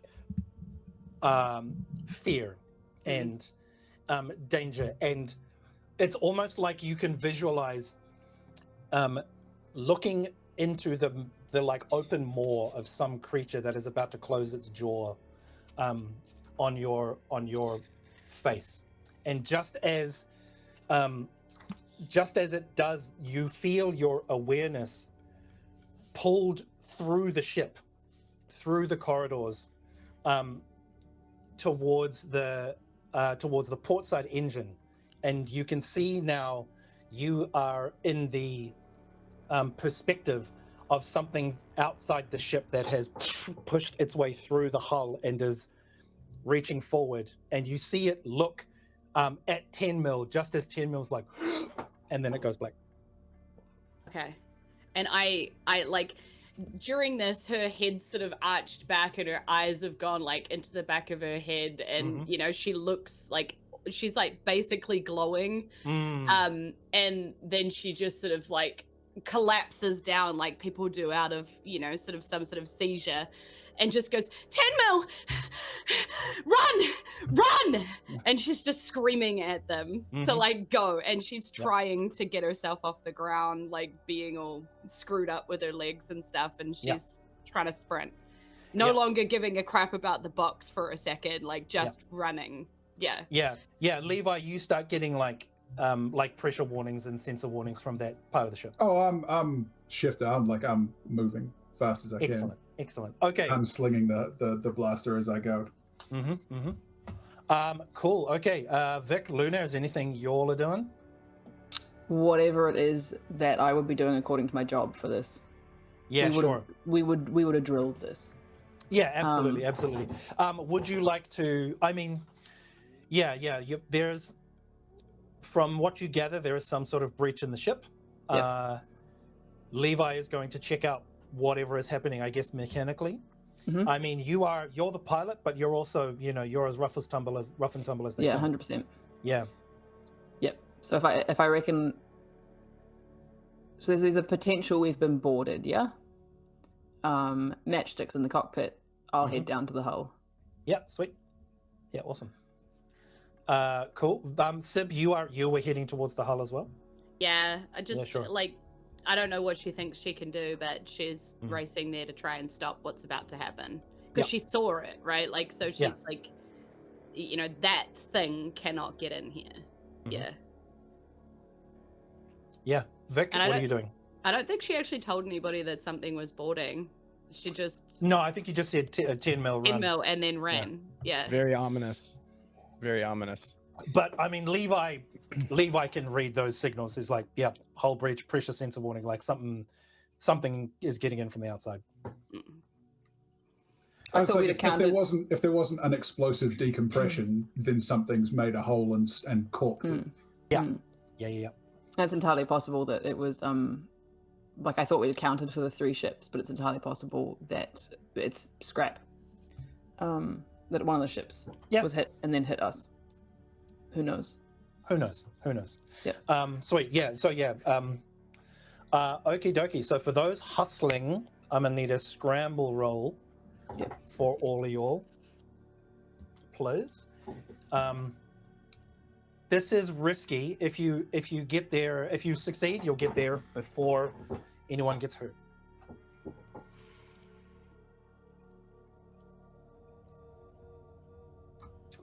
I got a 3. Oh. Scrambling, Okay. Levi's not fast on his feet, man. Like, he's got a few things he's good at. Isn't. But So... running isn't one of them.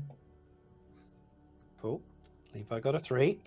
Luna? I got a 5. Okay, Luna got a 5. I got a 4. You got a 4. Okay, so here's what's good. So Vic, sorry, I forget, what were you doing? I think Vic is gonna pull himself off the ground and dust himself off, and he's gonna stay with the pod, because it's just sitting there like in the hallway. I'm guessing, right? Yep. Like down the corridor. Yeah, it's down in the hold, like in the big like storage. Did we make? We got it to the hold. You got it to the hold. You just didn't get it to the containers. Got it. Okay. And there's no way to move it at this point. I mean, you could try and drag it or push it, but you're going to be like. But the special belt's broken. The hover, the hover ability's broken. It's not hovering. Yeah. But looking at the readout, you can see the like biometrics are stable. Okay. I'm gonna just stay with the pod. I'm just gonna like talk to them, and just try to like reassure that we're gonna get this figured out. He's pretty shaken at this point, having been basically threatened by one of his fellow crew members, roughed up pretty good. And he's also feeling very, he's got a lot of conviction about about how he feels about what's going on with this pod. He doesn't know what it is, but he has a lot of conviction that he has that they have to do something. So he's going to stay with it and kind of defend it if he needs to. Yeah, right on. Yeah. Okay, great. So, for Sib, Luna, and Levi, you all have failed. So, well, you're like there's going to be some consequences, right? Love it. It's most likely that 10 mil is going to be severely injured by whatever is happening. Yeah. I would suggest that this would be a time for a devil's bargain, where I will say that between the three of you, you can find a way to protect 10 mil from the majority of the damage and figure out what's happening in that part of the ship. But y'all are going to there's gonna be some collateral damage.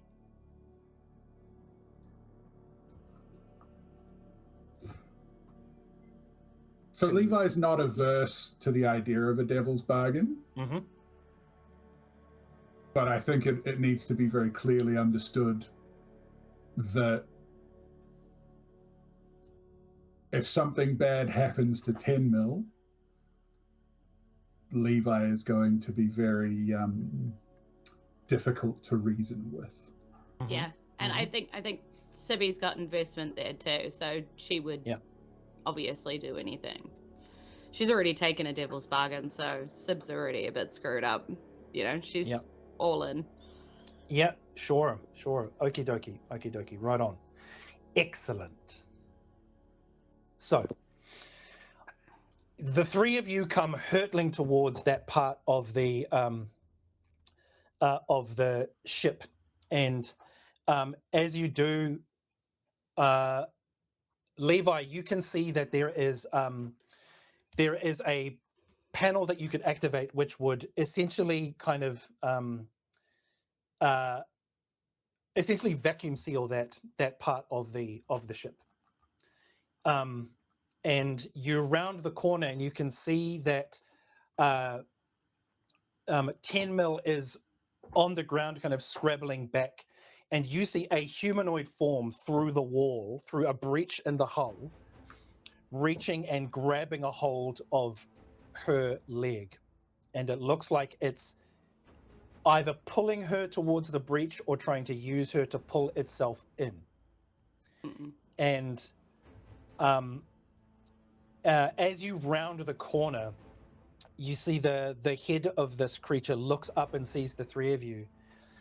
And the three of you are like hit by that same sense of unease and anxiousness, but it is like violently ramping up, and you can already feel your nervous system starting to kind of misfire because of how jumbled the signals are to your brain. The two of you reach in and grab 10 mil and start hauling her through the door. Levi, as you like bash in some stuff on the panel, and you pull 10 mil through the door just as Levi hits the final switch in the door, and you see through the window that compartment starts to decompress, and this creature that you pulled 10 mil from its grip, it starts to kind of flail as it gets kind of dragged against the breach in the wall, before it eventually gets kind of sucked out into space.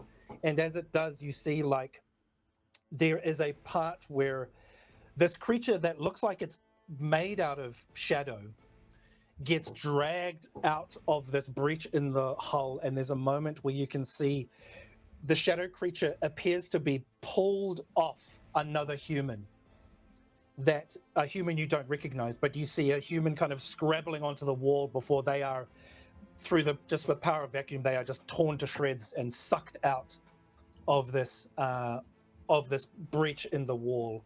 And the three of you now have the haunted condition. Yeah, okay. That makes sense.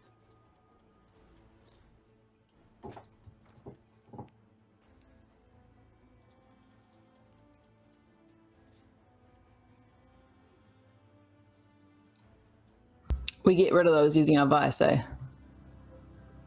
Trauma's tough. Longer? Trauma, Okay, it's a little bit longer. Yeah. sweet.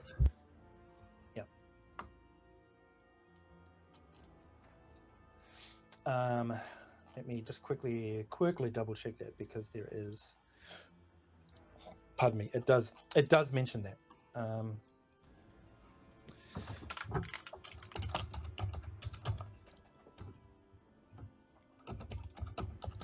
So yes, so with the haunting condition, it says here, you're often lost in reverie, or you're reliving past horrors, or seeing things from your past that others may not see.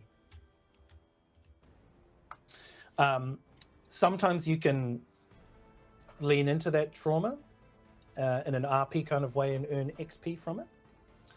But in terms of relieving that trauma, it has to be specific. It can't just be indulging in your vice. That relieves stress. Sweet. A trauma, like, you're going to need to figure out a way to Special. get some specialized therapy. Sweet. You know, because therapy is important.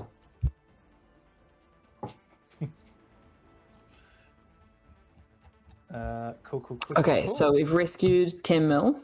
How's We- the looking? Yeah, we currently have a breach in the hull. You see 10 mil's left leg is like shredded, like there's deep lacerations, and she's bleeding, like you can see her, like she's sweating and kind of looking up at kind of the group of you, and she's not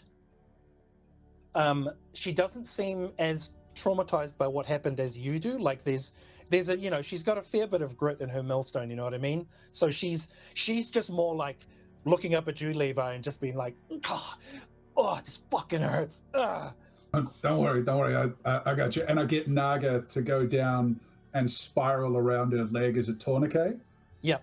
And then Naga Sweet. just like bites into her with the same, like from the outside, it just looks like Naga locking down, but I know that Naga's got a dose of my favorite flavor, which just absolutely mellows her out, like sends her into nod, basically. Yeah, exactly. Like Naga coils around 10 mil's leg, and you can see that as Naga bites down, 10 mil like instinctively like reaches down and like kind of almost holds Naga's head before you see her like, and then her eyes roll back and she's asleep.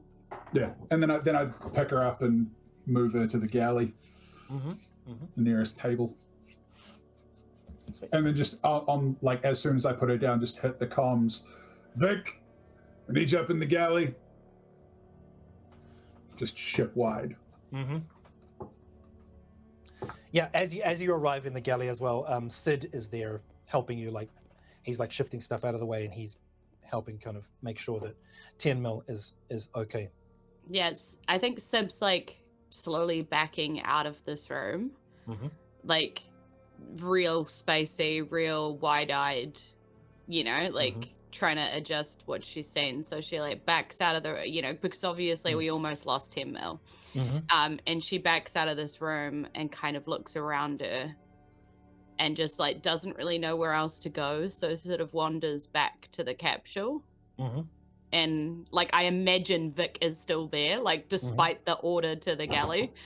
And she just looks at him and she's like, I can take over.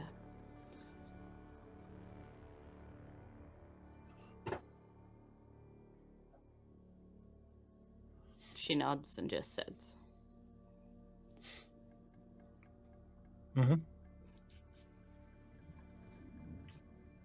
Yeah, sweet. Yeah, you arrive in the galley. I was gonna say you arrive in the galley still naked, so Sid gives you an apron. But no, yeah, bathrobes. Yeah, I'll grab something to cover myself up and grab the med kit and head up to the galley.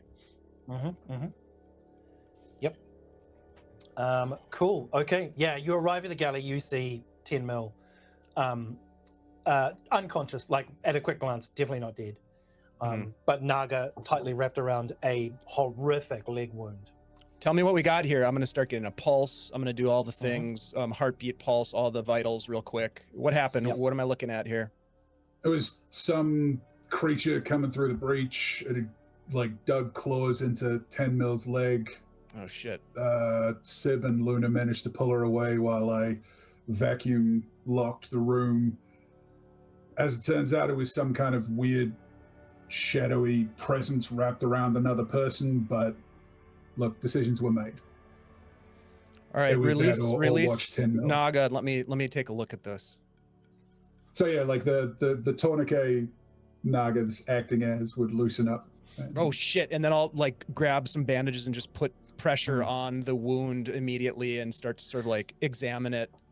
Yeah, So it's pretty. Yeah, to, it's a pretty. to be It's a clear, pretty before bad you start giving her laceration. any medication, she's currently she's under the effect of a soporific to help with the pain and just to help her rest so that she doesn't tense up too hard.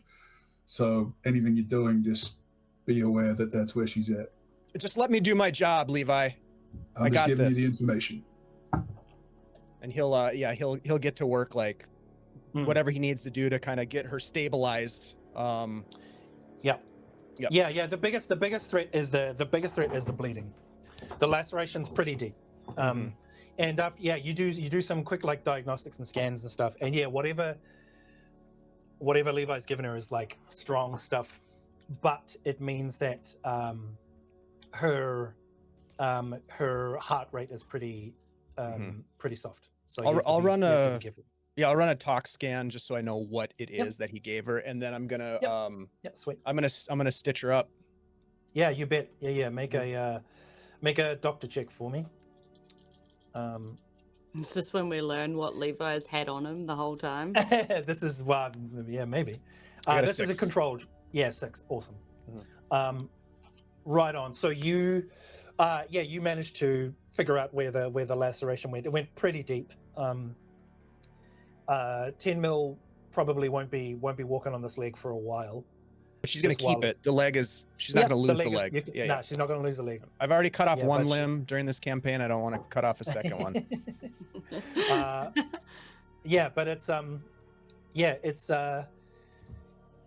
what you do the tox scan. What information does he find out, Levi?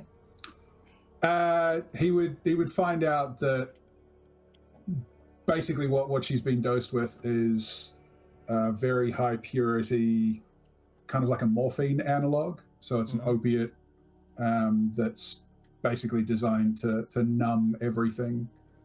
And just very, very heavily processed opiates. But these ones are, or like the dose that she's gotten was something especially pure without any adulterants. Which would be rare, like I assume. It would certainly be more expensive. It would raise an eyebrow. Oh yeah. Like opiates exist, you can find them everywhere, but ones at this level of quality would be challenging. Yeah, definitely people would raise some questions for sure. Cool. So that's what you find. Okay. In terms of 10 Mil system. Is 10 Mil conscious at this point, or no? I don't think. No. I don't think 10 Mil is at this point. Okay. No. All right. I'll just keep monitoring vitals. Get them wet blanket. Make sure they're not going to go into shock.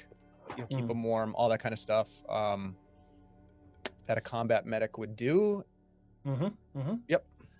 But yeah, between you and Sid, you managed to make sure that 10 Mil is squared away safely. Okay, cool. Luna, are you doing anything specific? Yeah, I've headed to chat with Sib because I want to know what just went down, and I'm concerned for the injury that I think I'd spotted initially. Yeah. And I'm also confident that Levi has the ship fixing covered. And I am going to, I'm going to start. Yeah. You see her just sitting next to this cryopod on the ground, just completely zoned out, like staring thousand-eyed stare into the, distance. Cool. I enter. I don't approach you or the box, but I square up alongside you on the other wall. You said you're sitting down, eh? Yeah, and I slide down the wall and sit down opposite you, and what happened? And it takes a while for her eyes to not go glassy, and then it's like, oh, Luna, what happened? And then she kind of looks down and sees her own legs, and she's like, oh, my legs got crushed. That happened. As you're having this conversation, Luna, when Sib starts talking to you, you hear a second voice. So Sib is now talking to you with two voices. Sib, you don't hear it. Yeah. Can I, is it speaking with Sib's voice? Yeah. Okay, so I'm hearing one person speak, and then I'm hearing a second something. I'm hearing Sib speak, and then I'm hearing, and someone else continues speaking through Sib's mouth is moving? What Sib Or is says, it like I'm there are two almost voices. singing? Yeah, two voices saying the same thing. Yeah, it's like alto soprano situation okay, going on. Okay. Yeah. Okay. Cool. I note that. That's highly concerning. I continue the conversation to see if I can get further information, both from Sib and also this unusual occurrence. Yeah, and she sort of talks to you about what happened down. She's like, 10 mils, fine.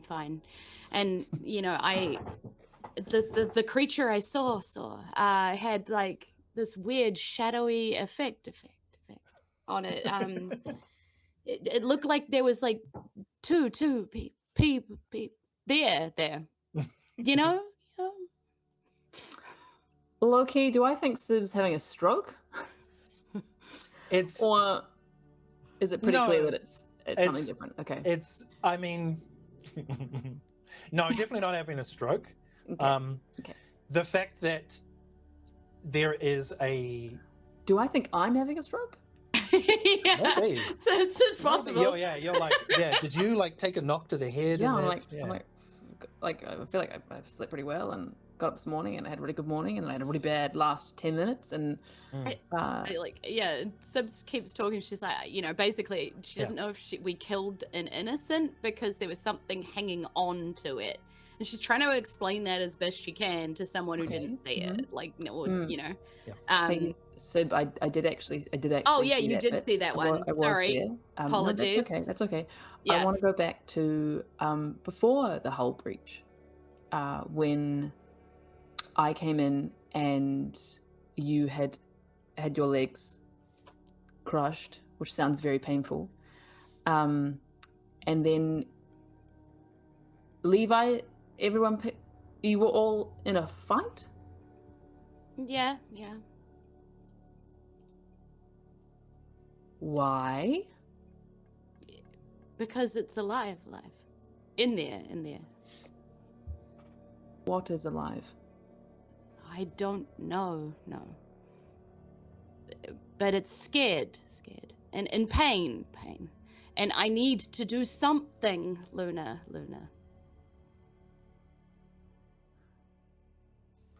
Our cargo in cryostasis is alive and communicating with you? Only emotions. And all I get is fear and anger, and scared, and pain. Something's wrong. And I need to do something. And the symbols on it are the symbols that are the same symbols as my home. And I think I need to go home with this creature. How far away is home? Ellen. Yeah. Fortuitously, home is in the brick system, Which is where we're heading next. which is where you're headed. Sibby, So we're on our way to do an original job. We've done a mild detour. We've picked up cargo. We are theoretically returning it to the Banshee, given that she's the one who gave us the job. Mm-hmm. But Sib now has new information. Yeah. Sib's trying to convince all Luna in the same system. basically that this doesn't belong to the Banshee. People don't belong to anyone. People Luna belong doesn't to need convincing of that, themselves. 'cause Luna wholeheartedly agrees. Luna is not down with trafficking. Yeah, cool. Sibby's kind of early life was on the planet Akiti in the brick system. And Akiti is like, you know, your classic inhospitable jungle planet. And it is just filled with the most dangerous things on, you know, if Australia was a jungle planet, basically. Gotcha. Okay. Nice. But also, it's shrouded in mystery because of the many, many hard to get to ancient sites. Like lots of research comes from there. It's often researchers will hire mercenary groups to take them into the jungle to find or discover something and get them out safely, that kind of thing. And I reckon Luna and Sibby have definitely talked before about how neither of them want to go home. Like, so the very fact that Sibby is turning around and saying, I think I have to. Gotcha. You know what I mean? Like, is not something she wants to do. She's not like, we're going home because we're in the same system and I want to pop home and have a cup of tea. You're like, no, I'm... Like, I think I have to because these symbols were so important once upon a time in my life and I've run from them so far, but something has found me. And I don't think I can keep running from this anymore, you know?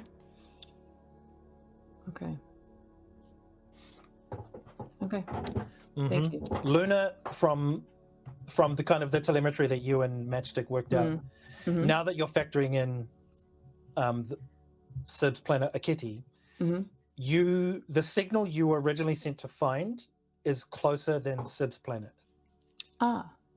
Like, it's in the same system, but from the jump gate, the original signal's a lot closer than Akiti is. I think something's hunting us, Luna. Oh, yeah. I mean... And I'm not sure it's safe. Right. Okay. And she just looks at you like super screwed up about this. Yeah. And just like almost handing it to you to be like, what do I do? You know?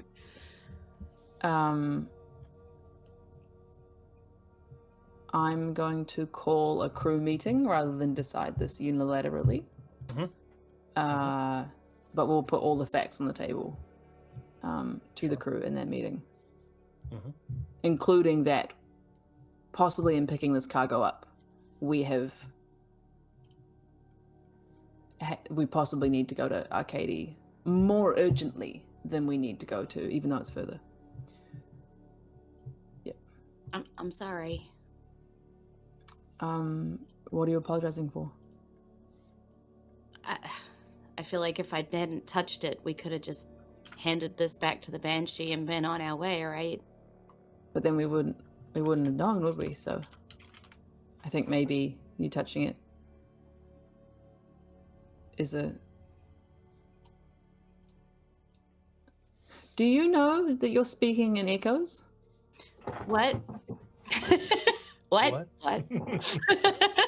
Yeah, cool. Cool. I think I have a hitchhiker in my brain. Probably should have led with that.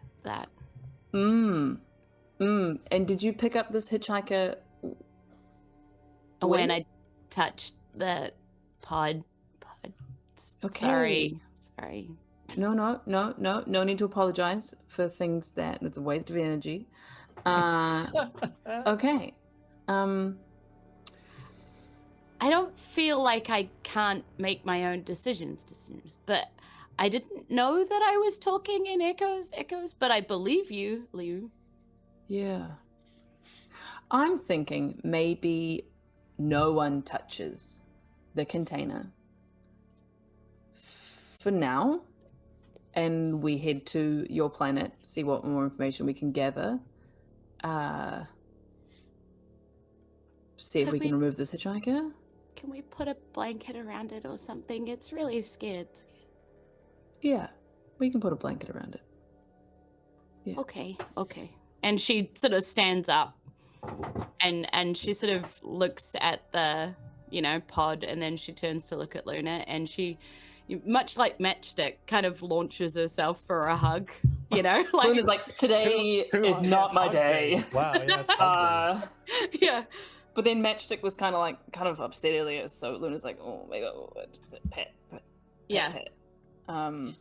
She's like, I'm really glad you're here, Luna. Luna doesn't know what to do with that information at all. Luna's like, and then over Sib's shoulder is just going to check the vitals readout to make sure that the thing in there is alive and It is. okay. And it, yeah, Yes. cool. I think maybe even like strokes Sib's hair a bit. It really doesn't know what Yeah. to do here. This Yeah. is unusual and strange. This is actually You actually possibly the you hear worst part of her him day. you hear him giggle over your shoulder because she's picking up the weird awkward, Yeah. and that's like the most normal she's felt for a while, but it's like a very strange giggle because it's like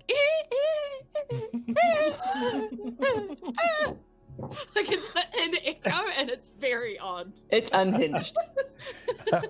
Luna's raising your like threat level in her head, in her estimation, like risk and threat levels, just like inching up. Cool. Yep. Brushes herself off and is like, so galley, I guess. Yes, we need to find out if the ship is fixed, if we can go through a jump gate. I don't know where we'll stop off to get it fixed if we can't go through the jump gate. I'd like to check to see if everyone in the area is out of the area. Should probably figure out how far away those ships are and if they've advanced. Yeah, there's a few things to check in on. Yeah. Galley. Galley. Yeah, we'll head to the mess. Yep. Okie dokie. Awesome. So yeah, you arrive in the galley. I imagine the rest of the crew are there. Cool. Hey everyone. Yeah, can they all hear the Yeah. double echo too? You see Levi like up against the wall, just like What? Ooh. Yes. Sid is also like in the kitchen. He's like, I don't like that. Actually, on 10 mil probably can't come to us, can she? Right? So No. no, we'll shift down to 10 mil and Vic, because everyone needs to be here, and probably 10 mil does too. I thought they were in the they're in the mess. Oh, they She's are. on Oh, the sweet. table. Perfect. Okay, good. Luna's gonna stand, explain the situation Yep. carefully as far as she understands it, in terms of what we have potentially chasing us, what we potentially have brought on board, that we didn't understand the job when we took it, and that all this information is unfolding, and that it's looking like we probably want to go to Arcadia to get to the bottom of this. If we need to offload it, if we aren't taking it back to the Banshee, if we are taking it back to the Banshee. Yes. If anyone is uncomfortable with this plan, I'd like to hear it now. Like, Is the crew silent? Well, there's These guys clearly are. Yeah. I mean, for like 10 mil is just like lying Sheet down. white. Yeah, fair. Yeah, and there's a moment where her eyes look over towards Sib, and then you see a moment where 10 mil very quickly realizes what she's done, and then quickly her eyes shoot over to Levi. Yeah, I think Levi's leaving the floor open as much as he can because it is broadly a meritocracy. Like there is no, other than in times of crisis when there has to be someone who takes a leadership position. He's just trying to let, if anybody wants to speak, he wants to give them room to speak.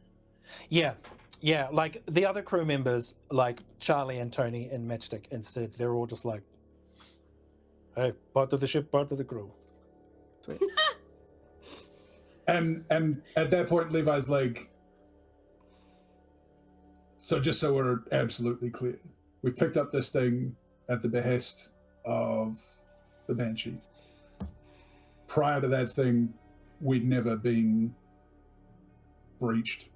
by a thing like the thing that tore up 10 Mil's leg.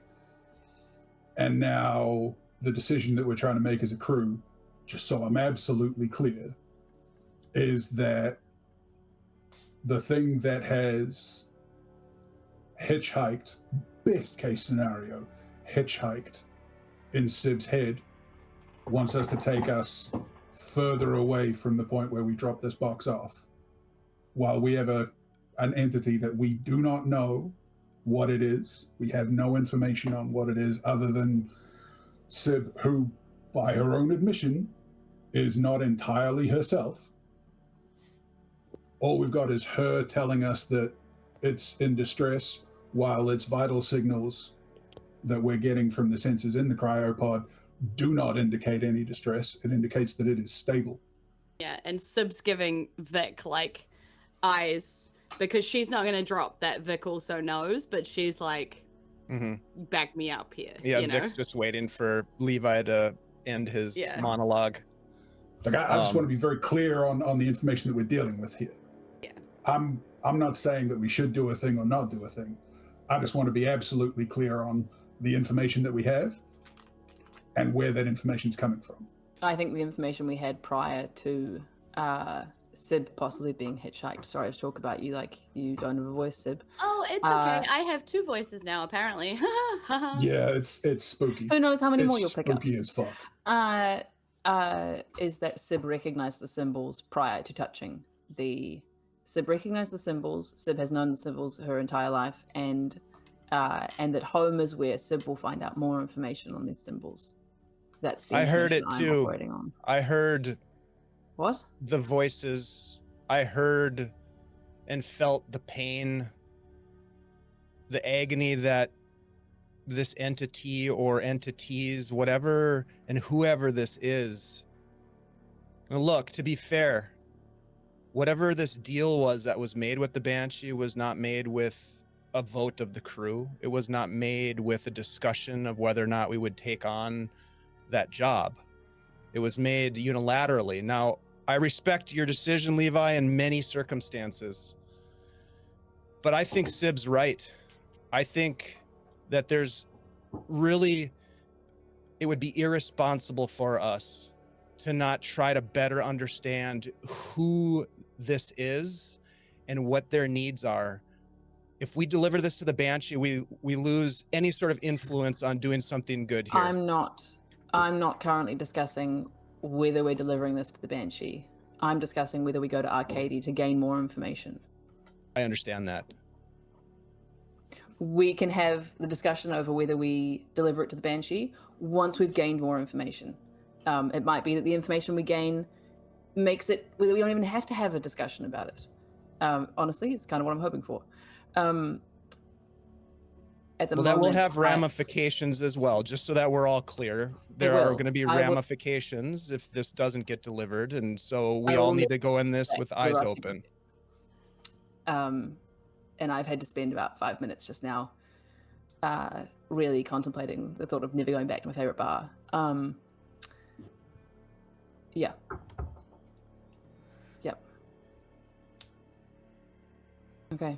And Levi looks over at 10 Mil, just trying to like get a read on where she's at.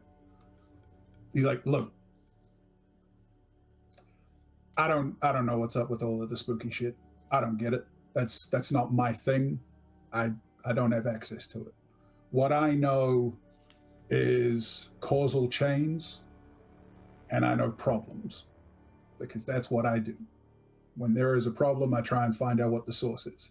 And the only thing that's changed, the only causal link I can see, and I'm open to the possibility of being wrong here, but the only causal link I can see between 10 Mil going down for potentially weeks after this horrifying injury and this intrusion by a thing into our ship attacking our crew is that box. And look, we decide we want to dump it out the airlock. I'm like, I'll roll the dice with Banshee. I got my own issues there. I can live with that. Luna's like, huh? Carry on. But this, And it's like, oh. this to me feels like this is the factor that has changed the equation for this ship. This box is the factor that has changed things. It's true. And to be quite honest, Levi, there's no turning back from that. We're not launching this into space. We are going to deal with this. I wish I could ask them what they want on. Maybe you can. Have you tried? It costs me every time I try. And like you can see the drain and stress on her. Like, and she looks at you and she's like, I'll try if you want me to, but Maybe now's How not far the time. away?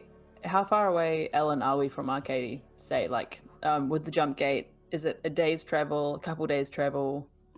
Yeah, out of the jump gate, it honestly it depends on kind of If we went straight there. the timing. Yeah, because the jump gate is in orbit around the Gotcha. star in Brick as much as Arcadia is. So it could, if you're lucky, a day. If you're unlucky, like a week. Yeah. God. okay. If it's on Okay. if it's on the other side of the system when you get Yeah. there, And we can't plot for that. We can't figure that out. That's not physics. We can. You can. We can math. you can. That changes when you jump through this gate, which Interesting. means you may Yeah. may need to stay in this system for a bit longer. Ooh. I think Hate Levi's that. just gonna like take a second to look over Yeah. at Vic and Sib and be like, guys, I don't want to beat a dead horse here, but you two tried to physically fight me, the guy who is second in size only to Sid. And you tried to physically stop me from repairing this box when all I wanted to do was repair it. And I just want to like bring that up to very gently, because Vic, you and I have disagreed about things before. And we found a way through it that didn't involve fisticuffs. And Sib, I wouldn't have believed you would have ever have laid hands on me for any reason whatsoever. Your spooky shit does that for you. And I just want to bring that up because I think you guys need to factor that into whether or not you are entirely in your right minds about this situation. I thought you were gonna kill it. I literally walked up to it saying I'm going to repair the box. You keep calling it a box and not associating it with a person. Whatever's in that box, that cryostasis, Whoever. sure, fine. Except, like I said, I'm not 100% convinced that you guys are making 100% compass mentis decisions. Well, that's kind of why I wasn't 100% keen on you touching the box. I fix things. That's what I do. That's my job. I think That The is box true. was broken.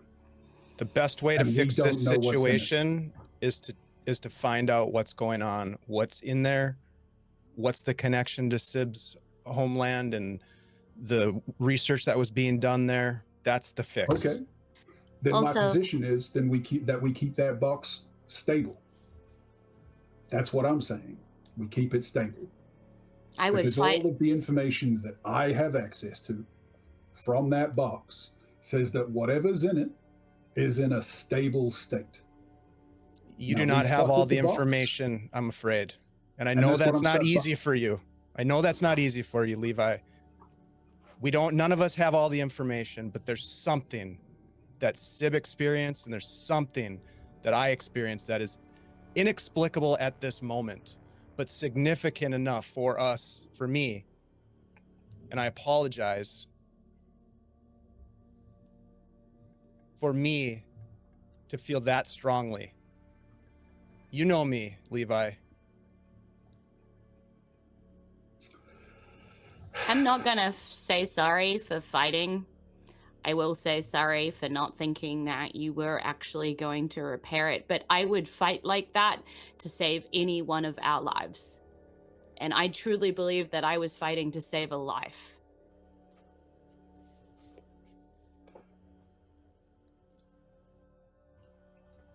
Yeah. So- and Levi just leans back. Luna? Yeah.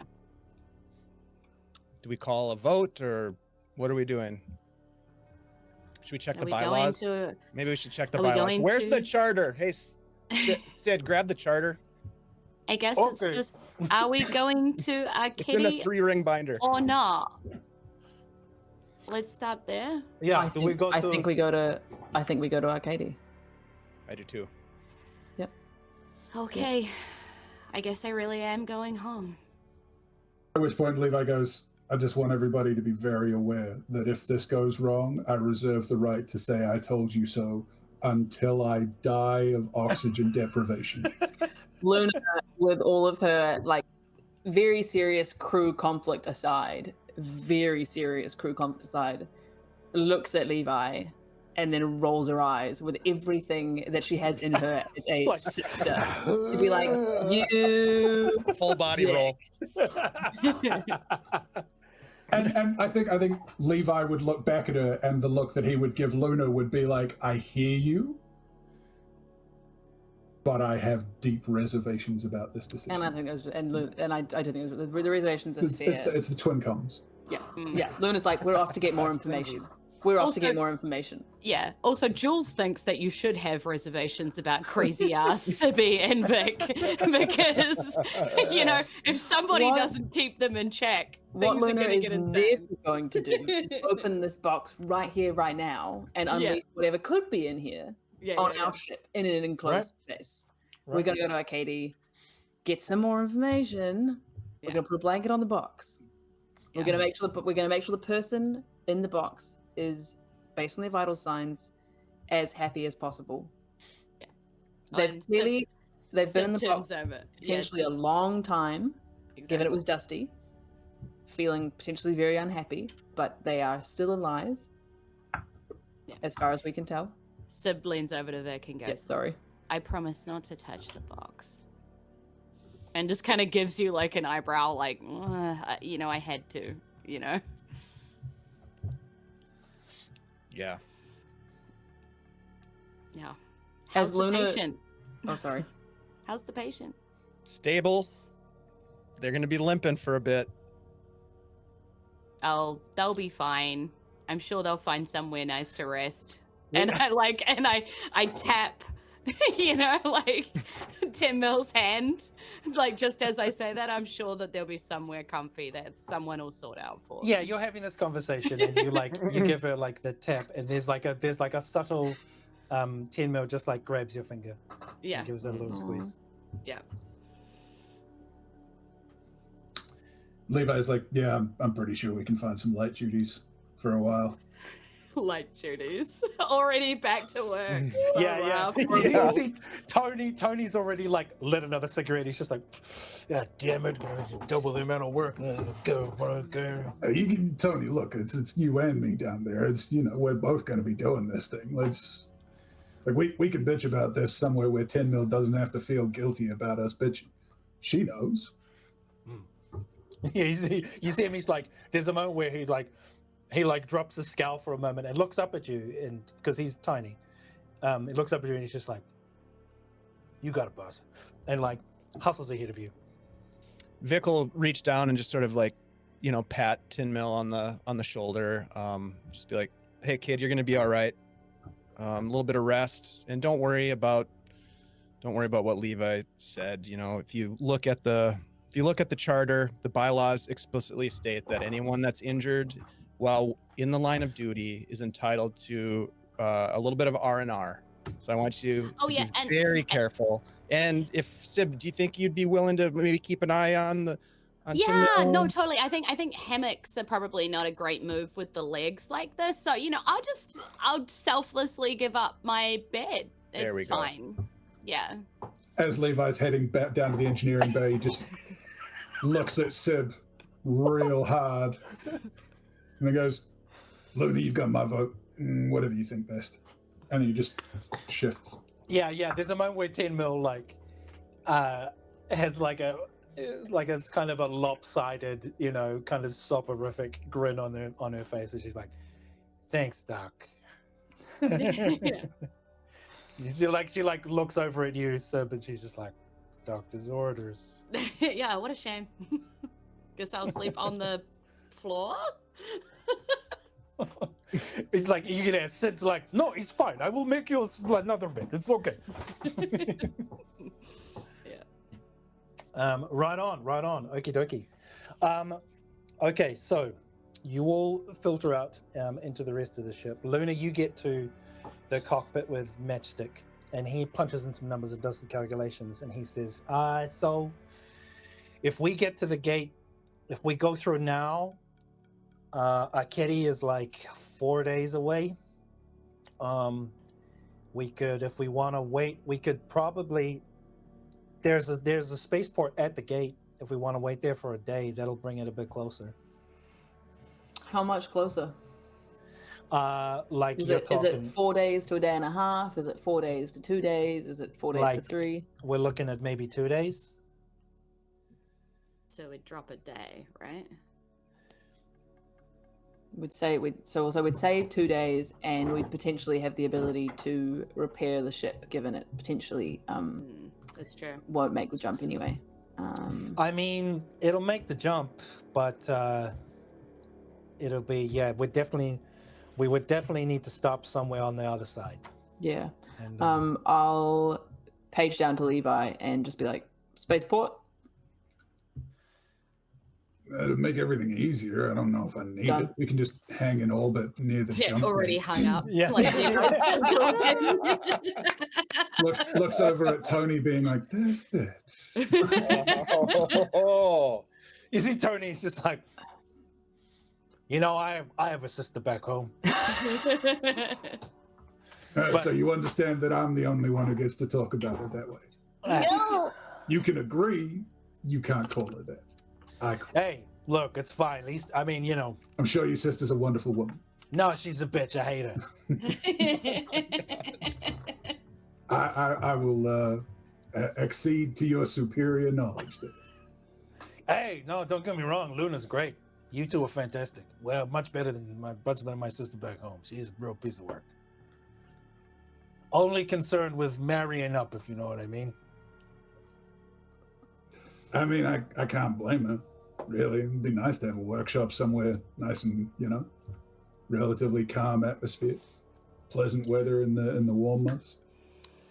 Yeah, sure, but then where are you gonna find such thrilling challenges as this? As he gestures to a panel that's been like blown open, and there's fuses and wires sticking out. It's like, where else would you find? I mean, Tony, if you want blown fuses, I can find blown fuses for you all day, bud. Let's get to it. Yeah, all right. Can Luna can I check in on our tailors, our pursuers? Yeah. From the looks of things, still at the edge of that long range scanner. Perfect. How far is that long range scanner? Like 2 days. You've tweaked it a bit, and they're actually the signals. The reason it's on the edge of your long range scanner is because it's actually calculating that those signals are in a different system. Oh. Yeah, thank goodness. Okay. When the long range scanner is too long range, Luna's gonna look at Matchstick and be like, and then be like, why don't all boxes have windows? You see me like, what? Boxes should have windows. Such a valid thought. Boxes. All boxes should have windows. All boxes should have. I should be able to see into a box. It's as easy as that. I guess. Potter like, and Potter course okay. Potter course for the spaceport. Sweet, nice. Yeah, there is the jump gate itself has like a corporation has built essentially like a supply depot attached to it, and you head into a very busy, like, think of, it's just, you can see ships coming in and out, and with your already, like, anyone looking out physically at the ship will recognize it, but you, like, with your already fake transponder and stuff, you can kind of cruise in. Sweet. And get sorted. But I mean, it's 3:00, so why don't we call it there? and we can have a chat about some downtime stuff and some repairs in our next session. But for now, well done, y'all. That was very, very cool. I find that with a game like this, I give myself in my notebook, like I give myself little bullet points of possible ties to characters or storylines or things that we may have mentioned earlier. And this session, I was having such a good time because I was like, oh my God, then you guys were organically filling in so many wonderful details. And I love it. This, again, similar to Tales from the Loop, I had an original story that's kind of veered off to the side. And now I'm really enjoying trying to find ways to piece together the original story beats that I had for your characters with what is happening Ellen, now. you're just supposed to be like, I planned this all along, and it isn't. This was Incredible. my And look, master isn't it plan. amazing how I wove it? I don't want to set myself up for someone to be like, Alan, if we could please have your notes for this mastercrafted thing, and I'll be like, Yeah. Yeah, you're like, haha. But also, I just also want to remind everyone that systems like this are so great because it leans so much on a collective collaboration and narrative.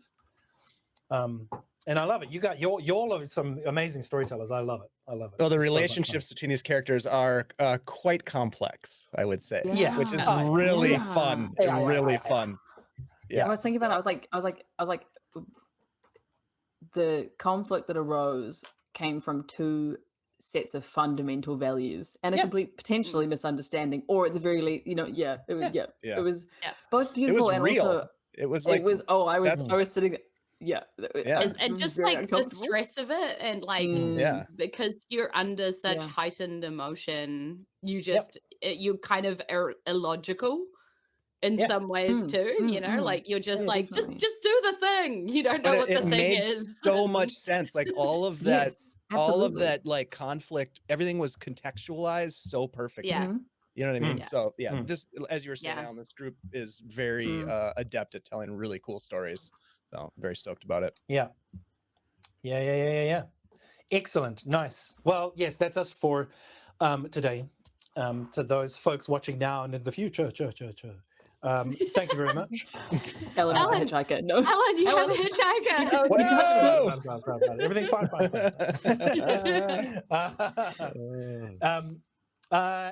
Thank you, everyone. This has been Scum and Villainy, a Fistful of Credits.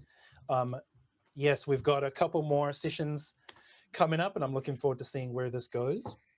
But in the meantime, I have been Allan Henry, the kind of,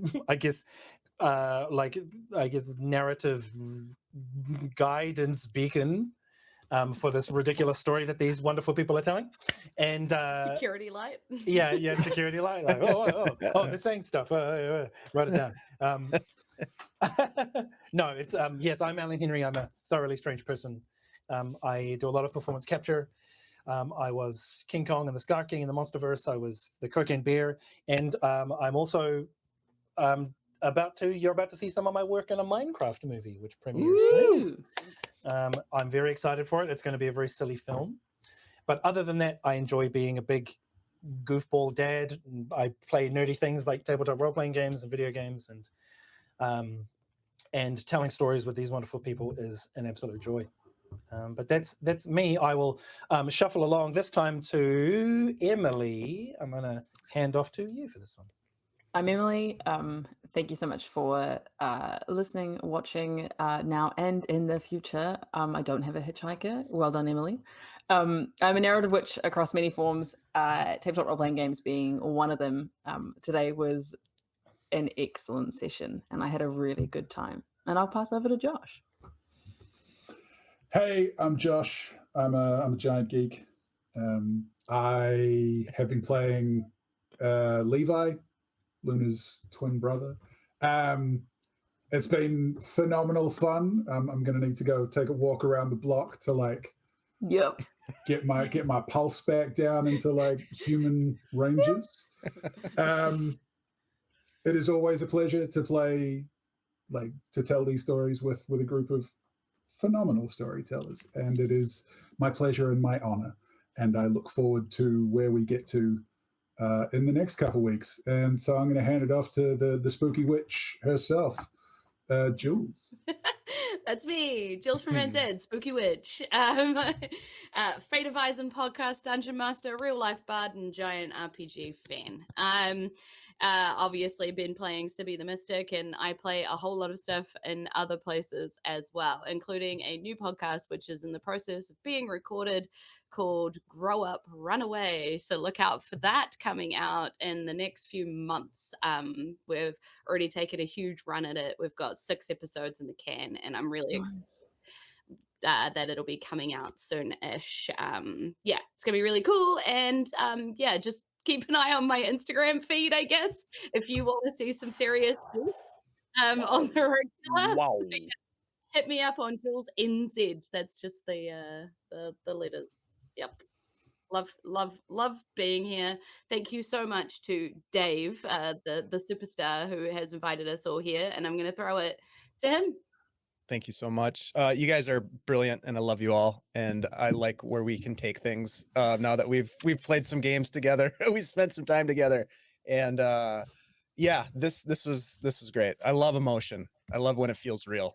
I love when we can dig into some really tense shit and come out on the other side with like some cool storytelling as a result. So thank you all for that. My name's Dave. If you want to hang out, you should stop over at our Discord and hang out with a bunch of goofy people over there who like to play games. We've got a bunch of community-based games going on, and just really fun people over there. So come and check it out. Our Tuesday night games are on a little bit of a hiatus, which is cool because we're all resting and doing other things in the process. There's a lot going on right now in the world, and we're coping and trying to make things change. In that vein, I would say what's coming up. We've got next Saturday. We'll be back here with this particular game, jumping back into this story, Scum and Villainy. We'll also be launching earlier in the day next Saturday our Tales from the Whisperwood Part 4. So Shiv is coming back to help us guide us into the final push on our rivalry with the Wolf King. So we're excited for that. And then we will be back on January 1st, Tuesday, January 1st, with the wrap up of our Call of Cthulhu game, and then more to come after that, including some New of Arden, some more House of Eidolons, some more Greyhawk games, all kinds of good stuff coming up. So come on over to our Discord and check us out. I think we're sort of on social media, but god damn it, what a shit show. Not really hanging out on social media much. So, but you can still look us up there. That's fine. We're going to go ahead and raid into our friends at Transplanar RPG. Thank you everyone for hanging out with us, for checking us out. If you want to see what's going on with some of the other games that we played, or you want to catch some of the previous episodes of this, you can go over to our YouTube channel. Everything is archived over there, including, as Allan mentioned, our Tales from the Loop game, which was also freaking fantastic. Yeah, so stick around. We're going to raid into our friends. We'll see you next Saturday, my friends. Take it easy.